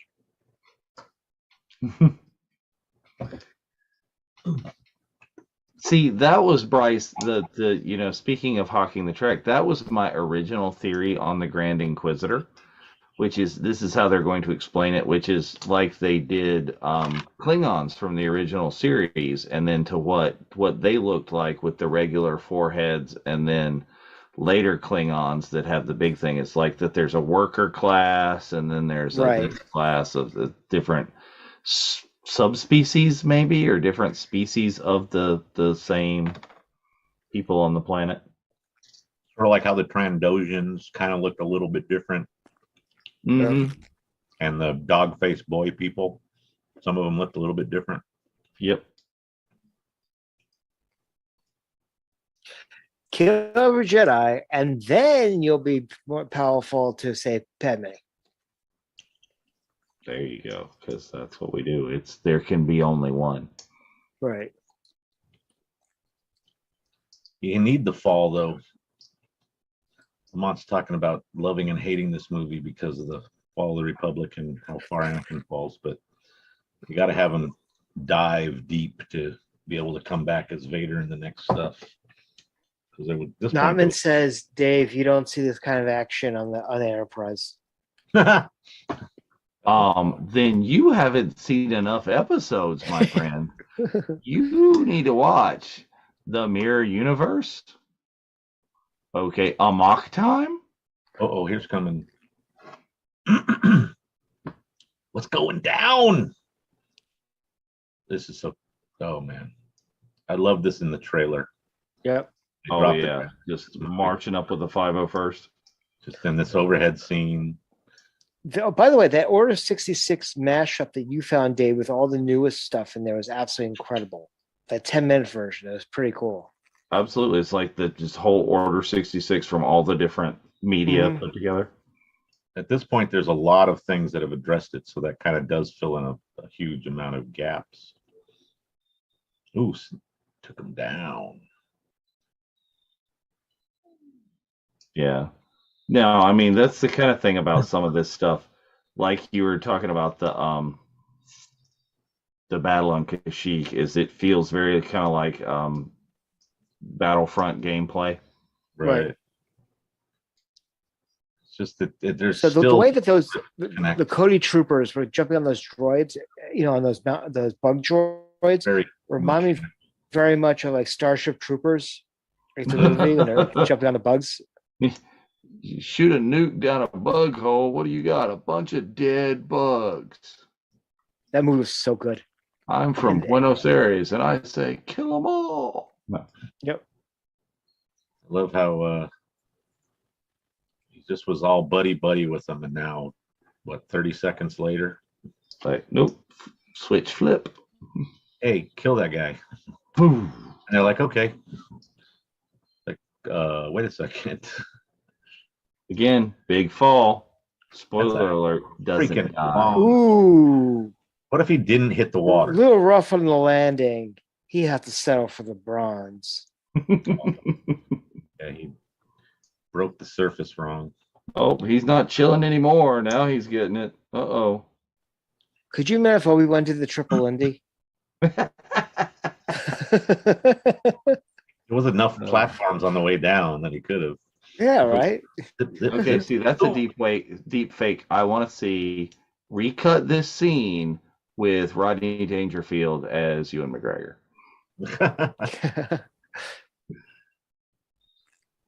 Oh. Speaking of that, Allen. And there you go, your celebration attendee. Half naked Jedi. Oh no, she did. No, the horror.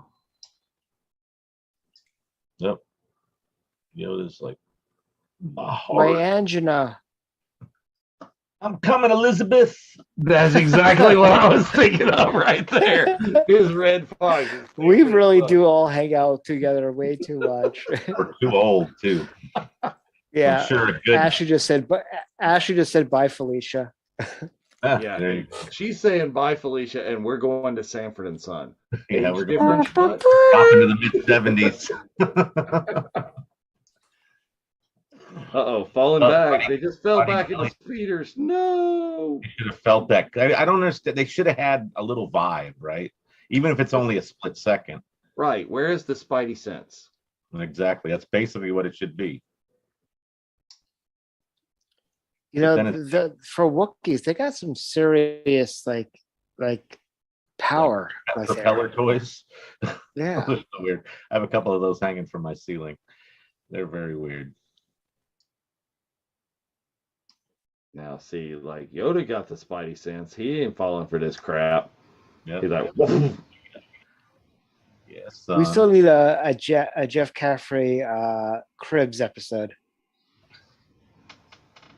Yes. First. See, that's like an entire show. Is I'll all say. of us and Star Wars Cribs. Mm-hmm. I could probably do multiple shows.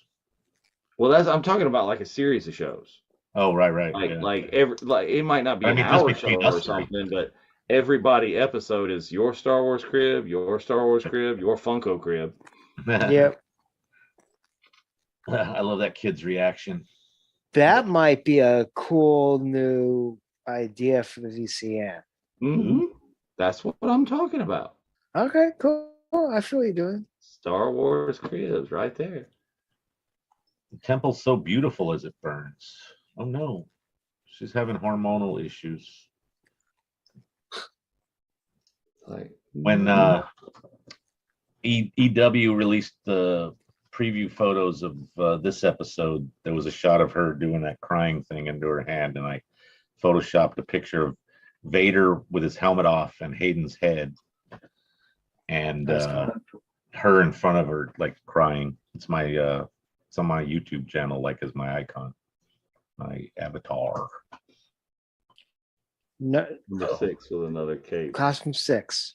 Mm-hmm. Lawrence asking like, why didn't the Wookiees trip out? And I'm like, the Wookiees are just going to be completely calm because otherwise Yoda's going to turn that lightsaber on me. It's like, no, are you good? Go right ahead. Keep it up. Nope.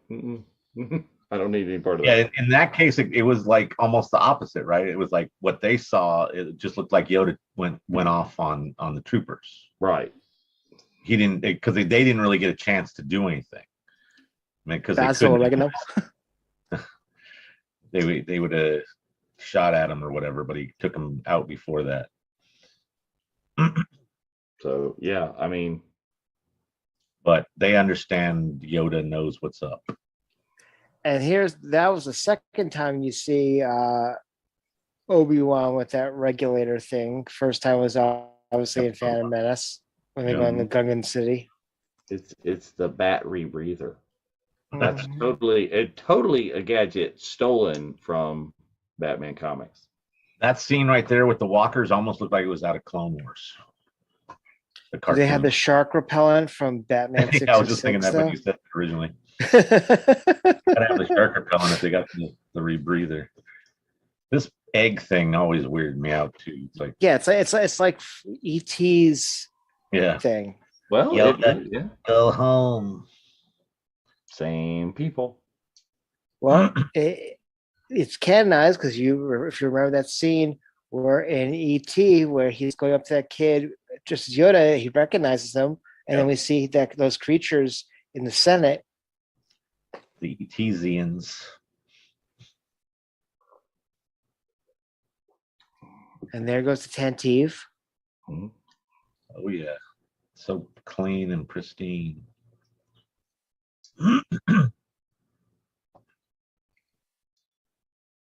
Oh, did we miss Jet getting taken out there?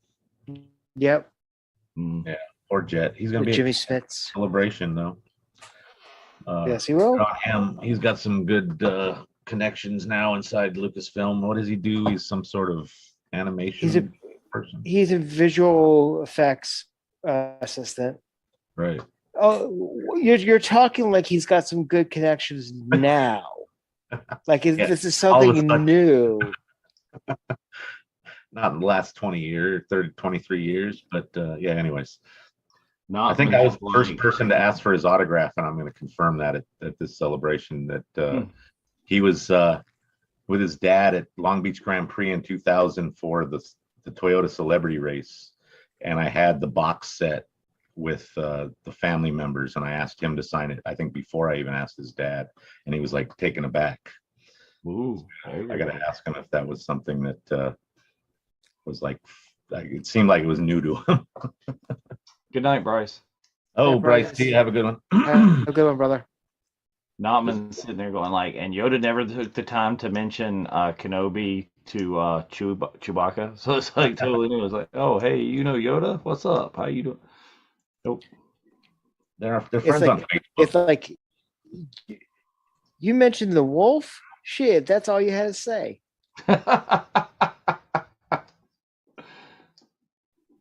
Since we're already talking about Pulp Fiction. Mm-hmm. Needs to be more Star Wars Pulp Fiction mashups. There you go. Very Just timely. somebody cast Travolta in Ahsoka. That's just what we need. You know what they call a bantha with cheese? I don't know.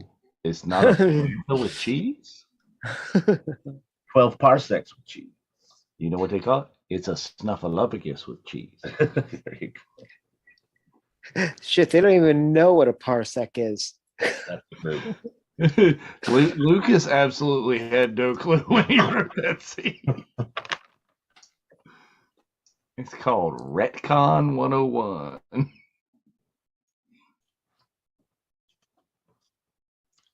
For me, I will return. You see, if she just stayed at home and watched, Real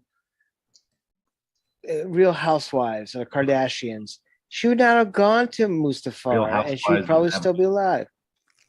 Yeah, she didn't need to. Well, it was like he needed to put up a trigger notice. Or maybe at this point right here, she could say, hey, maybe don't go to the temple and kill younglings. Oh yeah. Maybe stay here. Oh, Maybe wouldn't it- leave it alone. Didn't he already do that though? So he's I guess like he has already done that at that point. he's not feeling the guilt as much as he should, maybe. Yeah. So yeah, he's done it there. She just doesn't know it yet there. Yeah. I love Grievous's ship. It's got a very hot roddy kind of. I was It thinking really it looked like reminds the me of the Batman the animated series. Oh, that Batman. too. Yeah. Oh yeah, that profile was very much like that big front end. And He should have done what they did in Batman '89, just gone up to one of the moons Yep. and then fall. Right in front of it. hung. that little dip. Yoda should be going down the hallway like Grogu, like bloop, bloop, bloop. Speaking like Grogu. What about Grogu? Oh, remember that episode where Luke shows his memory, and it was during Order 66. He's there Oh, yeah. somewhere. We just missed him. Down here somewhere. Yep. See him scurry by in the background. That'd be funny. See, but you Stuck say on that camera. as a joke, but one of these days on Disney Plus, we're just going to be innocently watching this movie, and that's going to be in there. Yeah, we know that's gonna be the They won't special even- edition. Say that they've updated it. It'll just be in there. Nowadays they can do that so easy. It's not like they don't have to make a big deal about it if they don't want to. But people will notice, maybe. Yeah. See, I'm I mean, still how many waiting for days did it take them to get rid of Jeans Guy? Yeah, right. Yeah, that was what 2 or 3. or the coffee in Game of Was that- Thrones, or in Book of Boba Fett, the That other was the- side of that set piece. Right. Oh yeah, the inside of the like you could see The the facade, yeah. yeah. So I'm also still waiting for them in the middle of Jeremy. Rest in peace. oh, Hmm. in the middle of the duel Mustafar, that all of a sudden they're looking up on one of the mountains and you see Scar Mufasa fighting, and they stop and watch. Hear Vader in the background, James Earl Jones talking. Yeah, he's like, wait a minute. Brother, no. Yeah. So who played the other pilot in this scene? Is he known at all? I'm sure somebody knows who he is, but because I mean, Jeremy, look at, I love how there's all these traffic lanes, but they're just like, whoop, we're gonna come in this way around everything. I wait for it to be like Back to the Future 2 Taxi Cab. Sort of Fifth Element-esque too. It very much is. It's the way R2 just pops up out of this thing every time. It's so funny. Yeah, it's like he has an ejection seat in that thing. Just like, pew. Boink. He releases little thing, it pops him out. He seemed a lot less active in the original trilogy. So, yeah, I thought it was actually pretty cool that we got Duchess Satine and Barasafi going to be in the after hours room. Yeah, I I think mean, like a nice Frank selection was of saying, of it's a really artists, good mix. not artists, but actors, I should say. Yeah. Well, artists, actors. Yeah. But yeah, Babe. still the two that shocked me for being in that room were Matt Wood and Mike Quinn. Right. Yeah. When I saw Mike, I was like, oh. And then with the same with Matthew, because he, like you said, he's a presence in the main room and current. I love that. Too. I love Yoda's. Well, I mean, there's some people in the main room that honestly I think would have been better suited in the other place, but Right. like Ewan. Who's he oh killing? yeah, put that dude in the after hours. You know where that dude needs to be? That dude needs Boonta. to be Boonta Eve. Yes. They should just nix having him there and be like, oh, you can go hang out with those Bunta guys. Yeah. He got a pretty new red robe. 7, I think. Or 8. I don't know. It's at least 6, but probably more like 7. Dead people, dead kids everywhere. No, you caught them at nap time. Didn't you know? This is nap time in place. Somebody spiked their juice. They're all just having happy naps. No. I want to see some. But they didn't bring up their mats, So Sherry's saying 7. Oh, hey, there you go. Nice Oh, dice. right, Skewer and sglibbity sklap. Ooh, snap. Where is Jar Jar to save us all? He's right here. He's always right. There he is. We still blame Jar Jar for this whole thing because, like I said, I think Palpatine underneath his robe was going like this. He granted Jar Jar granted him the emergency powers. Yeah, like where is Jar Jar in this day? He's not like hanging out, going like, "Oh no, Misa thinking this is bad." He's watching it somewhere. I love that shot when they first see the eyes. Oh yeah, that was a great piece from the trailer too, and like some of the, I think they just had still images of that everywhere. It was sort of like it wasn't it on artwork on like product, like they'd used overly used Maul for everything in episode 1. I think so, yeah. But it was just there's thousands and thousands of people there, and they're going, "Oh, we're going to reorganize the Republic into an empire," and the only people going in there going, "This is a bad plan," are Jimmy Smits and Natalie Portman. Maybe not. Huh. And the best line, I think, written of the prequels. So this is how Liberty dies, with thunderous applause. Yep. Well, that line is actually delivered 2 different ways on screen. It's democracy and liberty, depending on versions you see. Originally, I think it was like the Liberty was like an international release, and I know democracy was definitely a U.S. That was actually my status in on Facebook a couple of elections ago. Right. That should be your status every election. Yeah. I think mine was a screenshot from The Simpsons. Yeah, right. But it was related. What do you mean you must know the truth? Who else you think killed the young? Look at that. He's snapping them up. Rewind that. Look at, he took that kid's head off. Damn. You're looking at now. When's this? This is now. But when's now? I'm really gonna have to ask them at the end of the night at Biggs if they have inventory, how many of each drink that they sold and see if Liquid Schwartz sold the most. Mm. You're still thinking that's going to be the big seller? I think between that and probably the blue milk, I think the Mai Tai will do well, but I think that the blue milk and the shot will do the best. Right. Well, I'm going to try at least one of each drink on the menu. Those 4. Probably more, like you were saying, of the easy to consume. Mhm. Joseph Hall is over on the YouTube chat, and he's asking, any chance that we'll see Jar Jar in Kenobi? Nah, that would be interesting. Dave hopes so. I mean, they could give him the canon or the EU dancing fool kind of falling on hard time. Never deal. know. Certain actors could have been coaxed back to other things based on contracts related to things like that as well. So, Well, I mean, showing up- Ahmad's showing up in been Chicago back in the could have been, fold when well, I he mean- was doing the Temple, the kids show.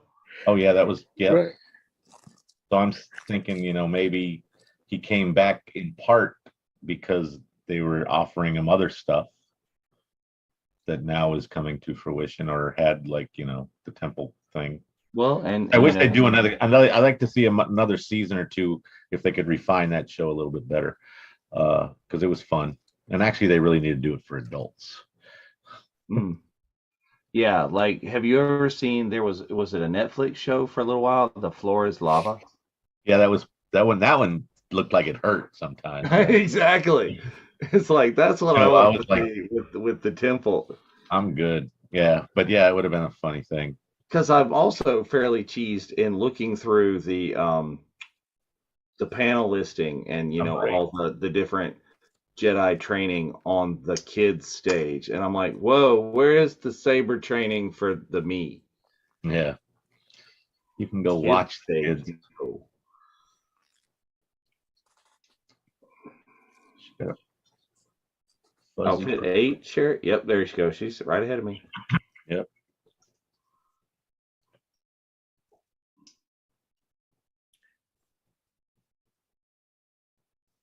Anakin's the father. Like you didn't know that Anakin was the father. Like, who did you think it was? Their chief, like Jar Jar? Like, come on, man. You are supposed to be the power of you're a space wizard, and you don't get this. Who else does she spend all of her time with, anyways? Well, the original script that that George wrote was that he's like, I've always known, how could I not? But it made Anakin happy, so I just turned a blind eye. I mean, that whole monologue was fantastic, but they cut that. That's That would be cool better. because that would kind of tie into his own thing that gets revealed in the Clone Wars. Right. Ashley says Obi-Wan was Maury before Maury. I thought Lamont's comment was good as well. Yoda should be giving Obi-Wan a bunch of shit right now about training Annie. Asking how you feel about training him now. Like he trained his father. Oh. I like the kind of evolution of the Naboo ships, that we still have this super shiny, but there's like a much scaled down version, but still has that kind of styling. It isn't quite as shiny though. They also learned reflection much better. They did. It does look a lot better. Like I pointed out when we watched episode 1, is that you don't see the people running up to the ship in the reflection of the ship. Okay, so what are you saying? Obi-Wan is just sitting there and he's opening and closing a door hatch that's an automatically opening and closing door hatch with the It's like, press the button, Obi-Wan. I mean, really, just press the button. It's okay. Do you notice that he was crouched down? I mean, do you think I don't think it's like an easy 20-minute commute. Do you think he's crouched down like that the entire time? His knees will be horrible. I don't know. I figured he was just like there was maybe a couch in there or something. I don't know, some pad and just lay down. An ottoman, a futon. Hanging out. I didn't know. That just seemed to Number me 9. like less of like a little cargo space because it and just like a little sleeping berth or something maybe that he was hiding in. Oh, right. It was the cupboard underneath the stairs. Well, he is a He's stowaway. gonna be covered beneath the stairs. How do you feel about that comment, Jeff? He's a wizard, Obi. That's totally wizard.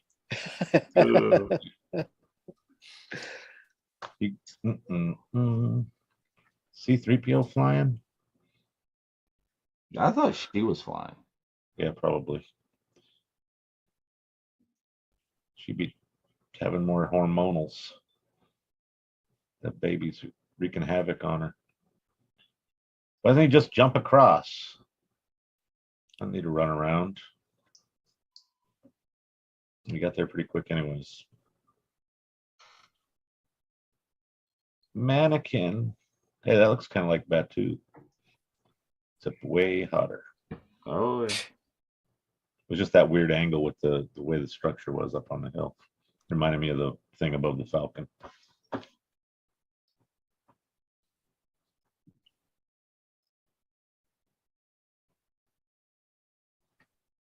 He was kind of right.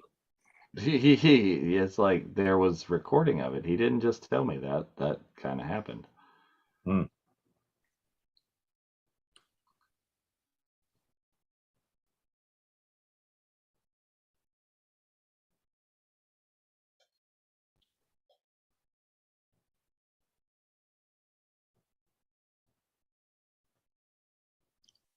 My love don't cost a thing.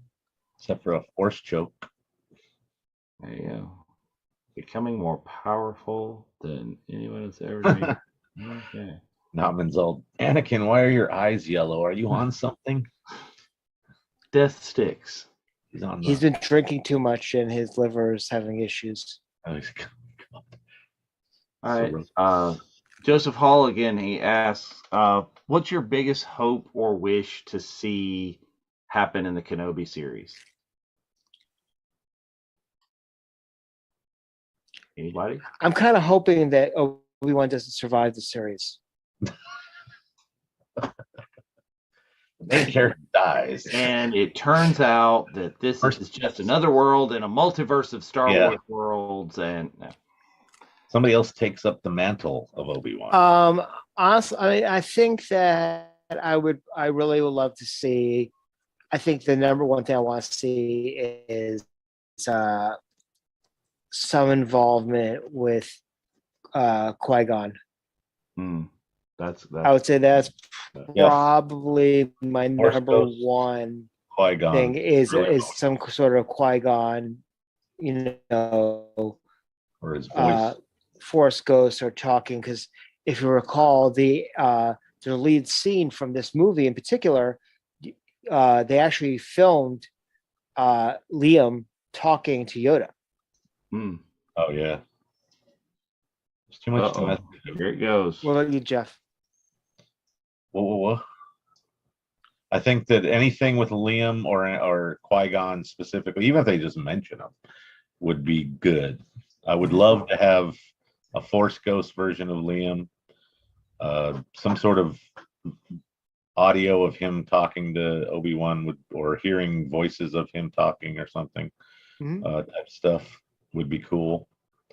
But a Force Ghost would be my favorite thing, but I'm sure it's not happening since we haven't heard anything about it. Anakin, you're breaking my heart. No, it's pronounced neck. Yes. Oh. Well, but see, I don't know. What about you, Dave? What do we hope for? Well, I was going to respond to Jeff's first. I don't know that we would need to have heard anything about it. They'd probably leak it or. Oh, I was just thinking that when I said it, that it might end up being like the huge reveal or something like that. Well, or like if Liam was actually involved, we might hear about it. But good night, Dave. Good night. Yep. They could totally just AI him at this point. They've proven that as a Force Ghost. True. Specifically, I'm betting Liam Neeson has said enough things in Star Wars that they can just computer his voice like they did. Luke thing on. Yeah, that's true. So, I don't know, but things to see. I don't know. I would like to see, I think, some like So Luke. I want to see some Luke kind of figuring out as a child that he is force sensitive. Some little hints at what's going to come in the wider world, as opposed to, oh, boom, just like these droids show up and I go off with this space wizard and I have this power. Is I want to see some of him floating toys about in the right or something when Uncle Ben's not looking. I love how Yoda dispatched the guards there. He just comes in to kick butt.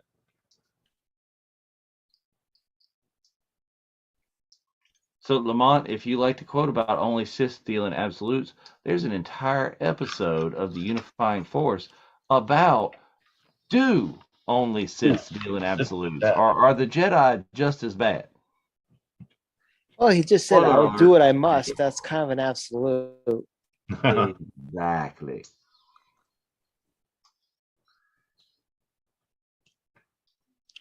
And I love the fact that they trained and shot this at full speed. Like they didn't slow down. They practiced it at full speed.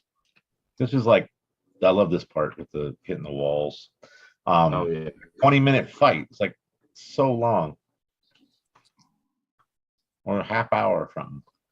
And if you're a Funko fan, you could see my signed Duel of Mustafar set on that Star Wars Funko show, which is now on the VCN. Totally is. It's right there.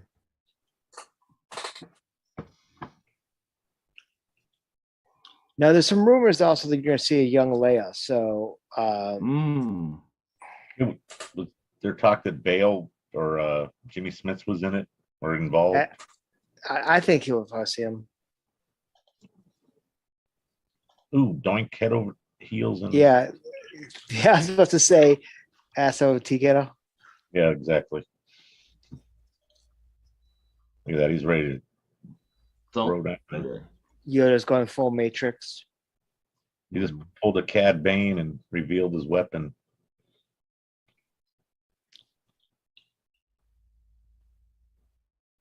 Ooh.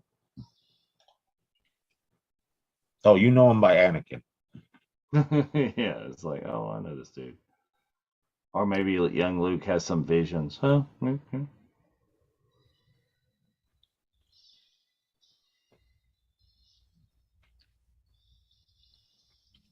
That might be why he wants to go to Toshi Station so bad. He saw visions of how cool it is. Oh no, chokey choke. Oh yeah, no, the Terminator hand. Yeah, it's got some extra power on it. You see, when Anakin gets thrown to the lava later on, they should just have a scene with him going like this.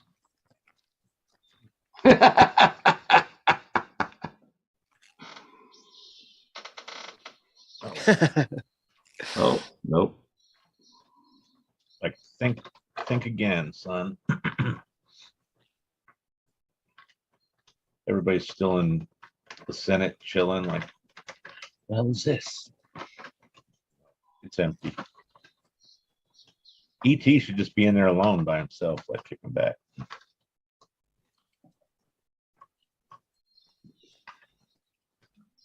Flippity flip flap flop flirt.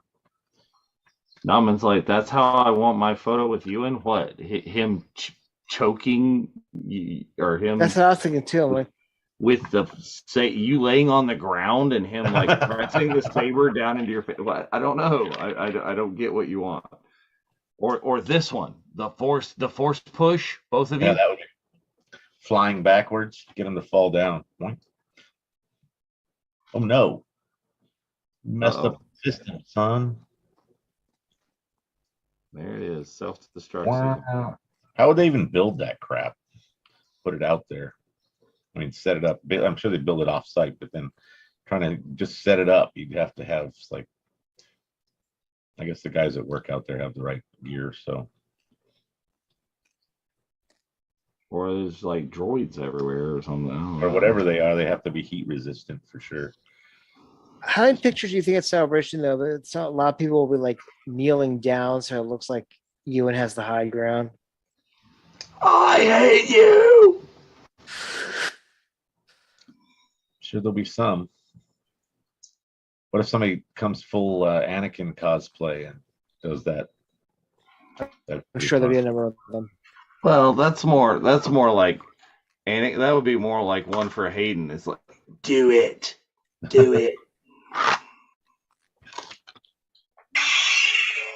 Oh, turned on. Nope, go off. There.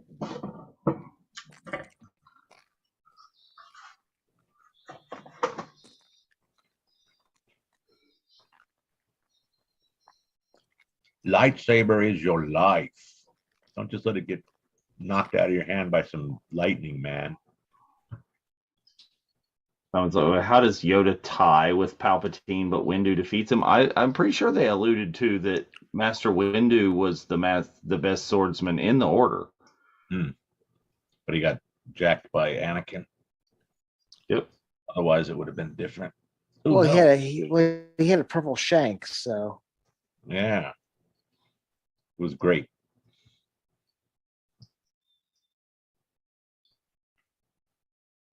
well, it's a good thing Palpatine's not regimental.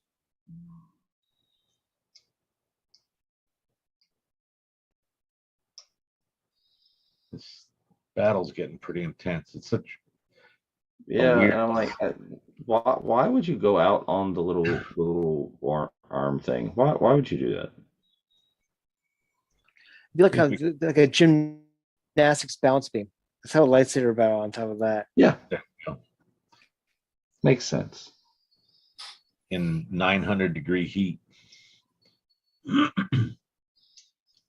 It's so trippy seeing two blue sabers fighting each other, though. Yeah, I was thinking about that. Would have been interesting. And here's the famous shot. Oh yeah.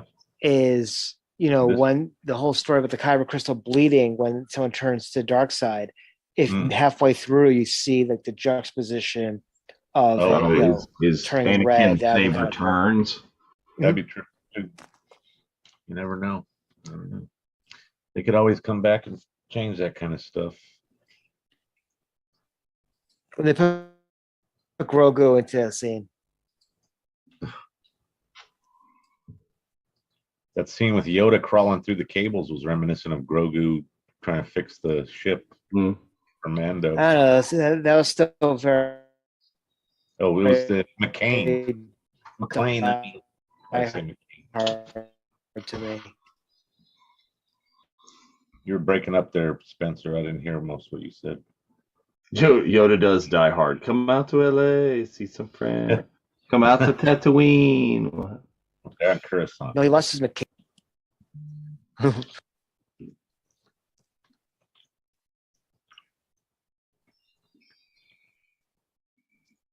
But it'd be I love the behind the scenes.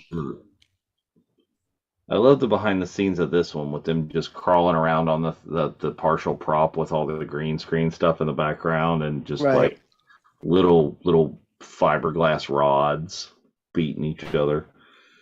So this is what Yoda looks like when we would take off his cape in the Kenner toy. Right. Yes. Ronnie Yoda. Okay, for all those people who freaked out about Luke running away into exile in Last Jedi, what did Yoda just do? I failed. All the into way. exile. Let's go. Yep. Which makes Yoda's speech in Last Jedi that all the more powerful about failure and learning from it.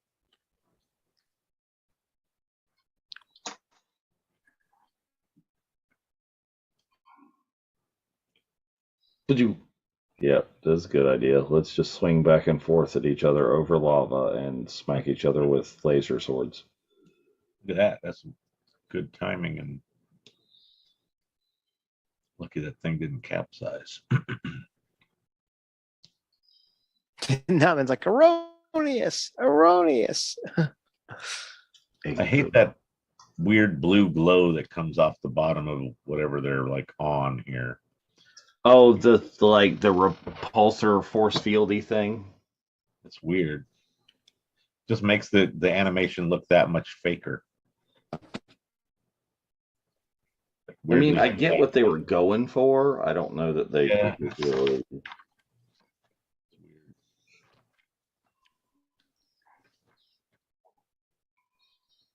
3 hours into this fight. Yeah. It's the next movie now. And neither one of them broke a sweat, even with the lava. Anakin was looking a little sweaty there.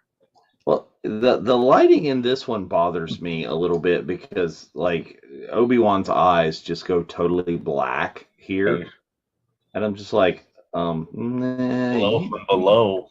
Look at that. Let's go around the workers. You're like, damn Jedi are out here fighting again.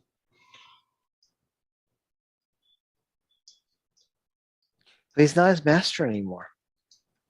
Well, he's always his master. Who's your master? Flip. Okay. So if the two of them can have a lightsaber battle on this little plank right there, then Rose could absolutely brought Jack up on that door. Under the door. Rose brought Jack under the door. It's and then had a lightsaber battle.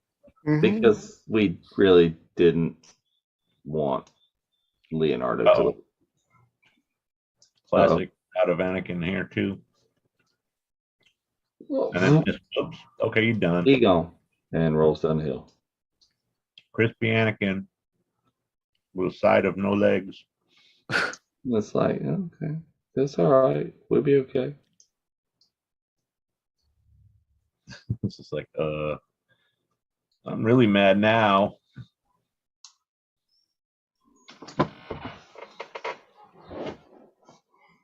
Well, I don't know that it actually said he would destroy the Sith. Didn't the prophecy just say he'd bring balance to the Force? Oops, he did it again. She says, high ground, biatch. That's right.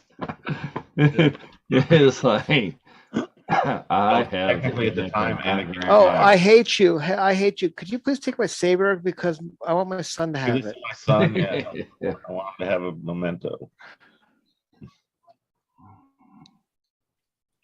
I loved you. Okay. Last movie, he's like a father to me. Yeah. You're like a brother to me. Ooh, right in the. You're like a nephew's cousin's former roommate. What does that make us? Absolutely nothing.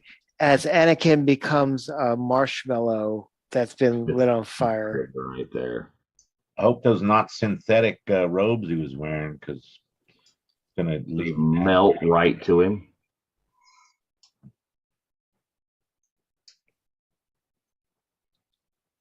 And beep beep beep beep beep, whistle whistle. Translation: don't kill me now. Let's get out of here. Yep. As my son almost accidentally lights my lightsaber through his head. Yeah, I mean, Luke having about as much sense as a porg. Yeah. Oh, look.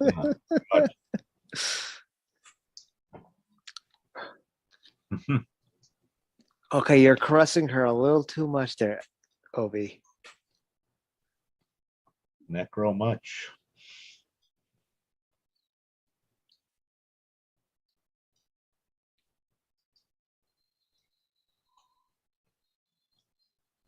And thus fireproof robes were created. There you go. Yes. And 3PO becomes a Johnny Cab.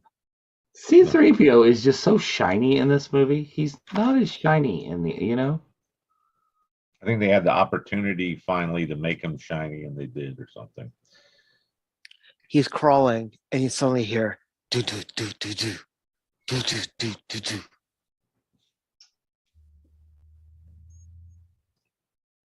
Oh, buddy. Papa Palps. Go for Papa Palpatine. Let's see. smelling like rubber and burnt bacon.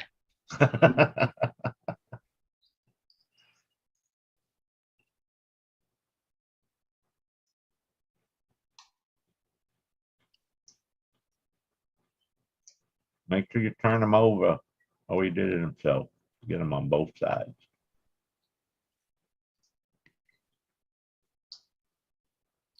And today I learned that the Death Sticks guy, Sleazebago, same actor played Mouse in The Matrix.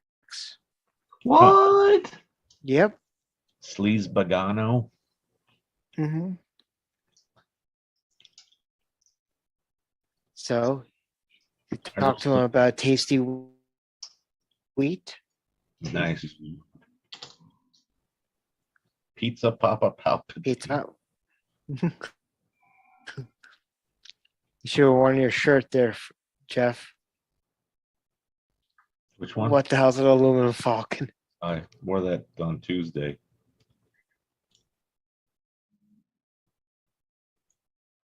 Today is Black Spire. Mm-hmm. I haven't seen as many things in the latter part of this episode as I had in the first half, basically, or first third, that were literally reminding me of Batu, either product or just general.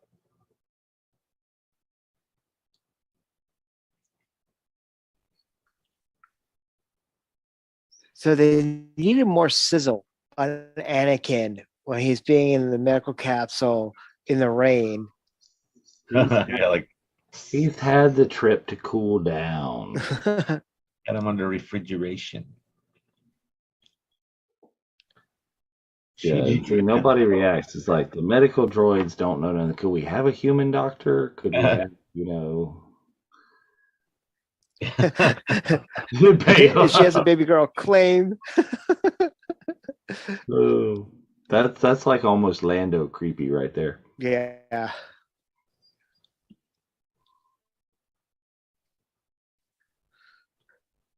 What they left, is that like leaving the cake out in the rain? Does that count as an outfit change? Is that the last one? She's in the hospital gown. So see, it was synthetic robes. They're Jeff. They're picking the robes like right again. Cheap ass Anakin Empire robes, not Empire. Republic. I don't know. 10. It's a baby. Do you have health insurance? Well, it could have been worse. He could have asked if he needed an extended warranty on his car. I'm trying to reach you.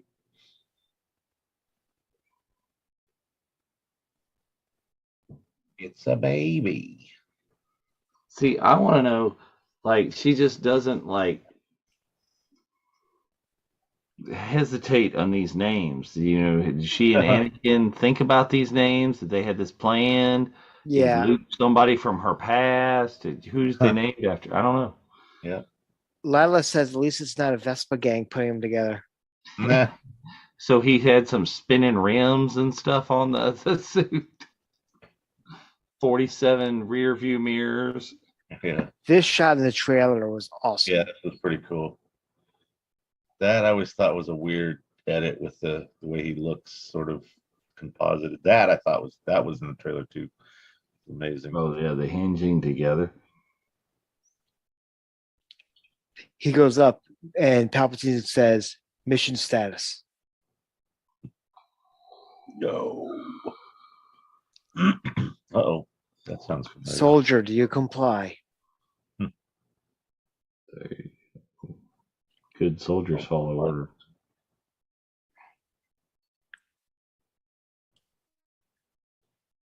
There's good in him.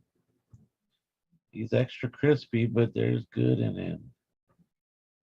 Well, see, she doesn't know he's extra crispy. Nobody ever told her. And Obi-Wan doesn't technically know that he's still alive, right? I would not think so. Because, I mean, if Obi-Wan does know that he's still alive, Obi-Wan may be the asshole here. Uh-oh. Okay, this is the perfect time when you start playing the beginning of Lightning Crashes because it's a juxtaposition between the old man dies and the baby is born, and the placenta hits the floor, and Lord Vader.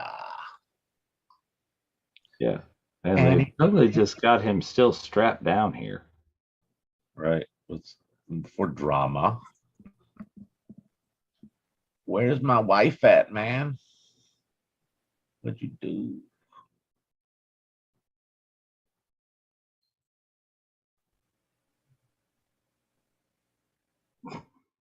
Do you think Anakin was upset about the choice of outfit?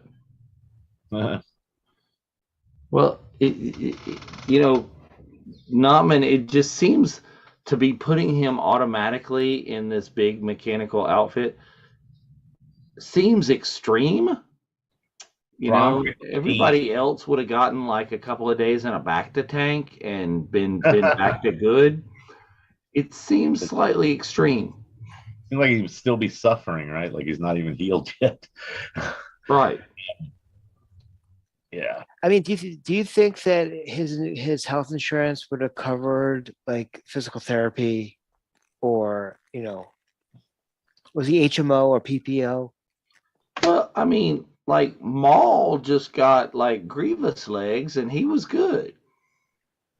Yeah. He didn't end up in this whole big dooflachi.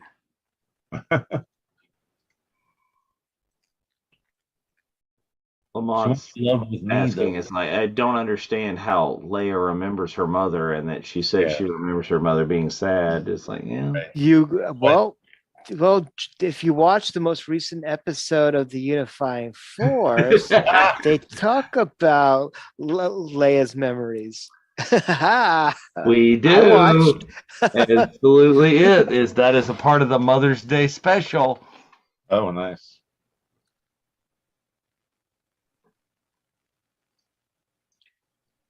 Is training for you. Yeah, learn why you effed up as a teacher. My old friend has learned the path to immortality.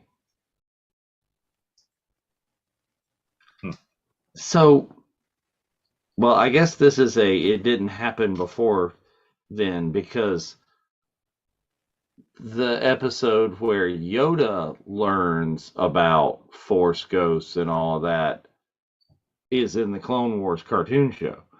Right. So that's just prior to this, really. I mean, yeah. So I guess maybe is that theoretically where he learned and is about Qui-Gon and what's going on? Most likely, I would think. So here's one of the things. If you go to the Power of the Force costume thing, like I mentioned, a third of all the costumes are Padme's. They actually have her coffin or sarcophagus with the mannequin with the outfit in there. They forgot to colorize the queen. Yeah, she's in black and white. I must kill. 11. I thought it was 10.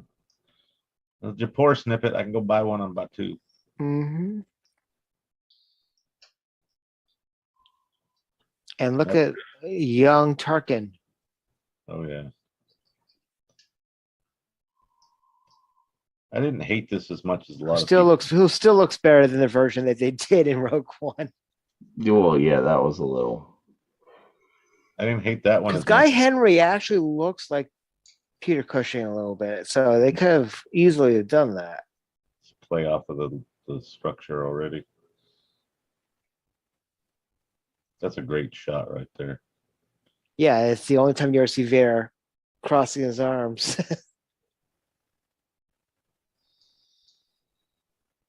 a familiar ship in a weird place. Hey, so I went out for drive-through and I came back with a baby. Even when she's dead, Padme is still fashionable AF. Nothing can stop the fashion. That's Ashley talking about it. Yeah. And again, here's another Star Wars mother figure that is discussed on the last episode of the Unifying Force. It's like, we don't know much about Maybe. about Mrs. Organa or Queen Organa, I would assume. So this, Yes. I was watching an interview with, with Ewan. He was on Jimmy Kimmel, but Kimmel had COVID, so it was Mike Birbiglia as the host, and they were talking about filming this scene, and that he had invited all Oh yeah, when he was riding. his motorcycle Yeah, when he was pals riding. to come in, like he was going to impress them with this scene, and it ended up being on a blue set with a blue like mound where I guess the hut is, and then a blue like hobby horse or like gym horse that was set up on the side and didn't have any articulation or anything, and he had to do all this weird kind of acting to nothing, and all his friends were making fun of it. That Ashley just said, I love what that story you're talking about. They were I guess they shot this in Australia. There we go. Well, there we are. We just finished up Revenge of the Sith, which is actually a fantastic movie. It was also the last episode of live action BBY for the character Obi-Wan Kenobi. Jeff, your thoughts? I love the movie. It's my favorite, I think, of the prequel trilogy. It has a lot of stuff going on. There's parts of it that I can't stand, but it kind of a lot of that in everything from after the original trilogy. But it's got so many things with the amazing lightsaber battle and very cool space stuff going on, and the whole Anakin evolution. I just want to see what they get to next. I want to see what the Anakin and Obi-Wan are up to 10 years in the future. So I can't, but how many days we got? 15 days. Yep. So Diamond just says, why does Obi clearly choose to watch over Luke, and who's watching over Leia? And I say, well, like Ashley said, he said dibs. So exactly, it's Bail Organa's taking care of that. Yep, Dave, what was your thoughts on where we are in the timeline for Obi? I mean, I love the emotion of the Anakin, you are my brother. That's I think my favorite part of this whole deal. The lightsaber fight's good. The other parts are good. I mean, obviously the hello there, General. Love that. But a lot of the other parts of this movie, I'm just like, okay, we got to get through this to get to that. We got to get through this to get to that. But I don't think this one's my favorite even of the prequels. But it's good. It's a good watch. It's always it's eminently rewatchable, as I've said about some of the other ones. There are movies that are not that, right? But this one is. Yep. So I have a question real quick, because Disney Plus is recommending me A New Hope. Shouldn't it theoretically just be recommending me the next movie in the series, technically? Solo. Or at least if you remove Solo from the deal, Rogue One. Right. So, anyways, continue.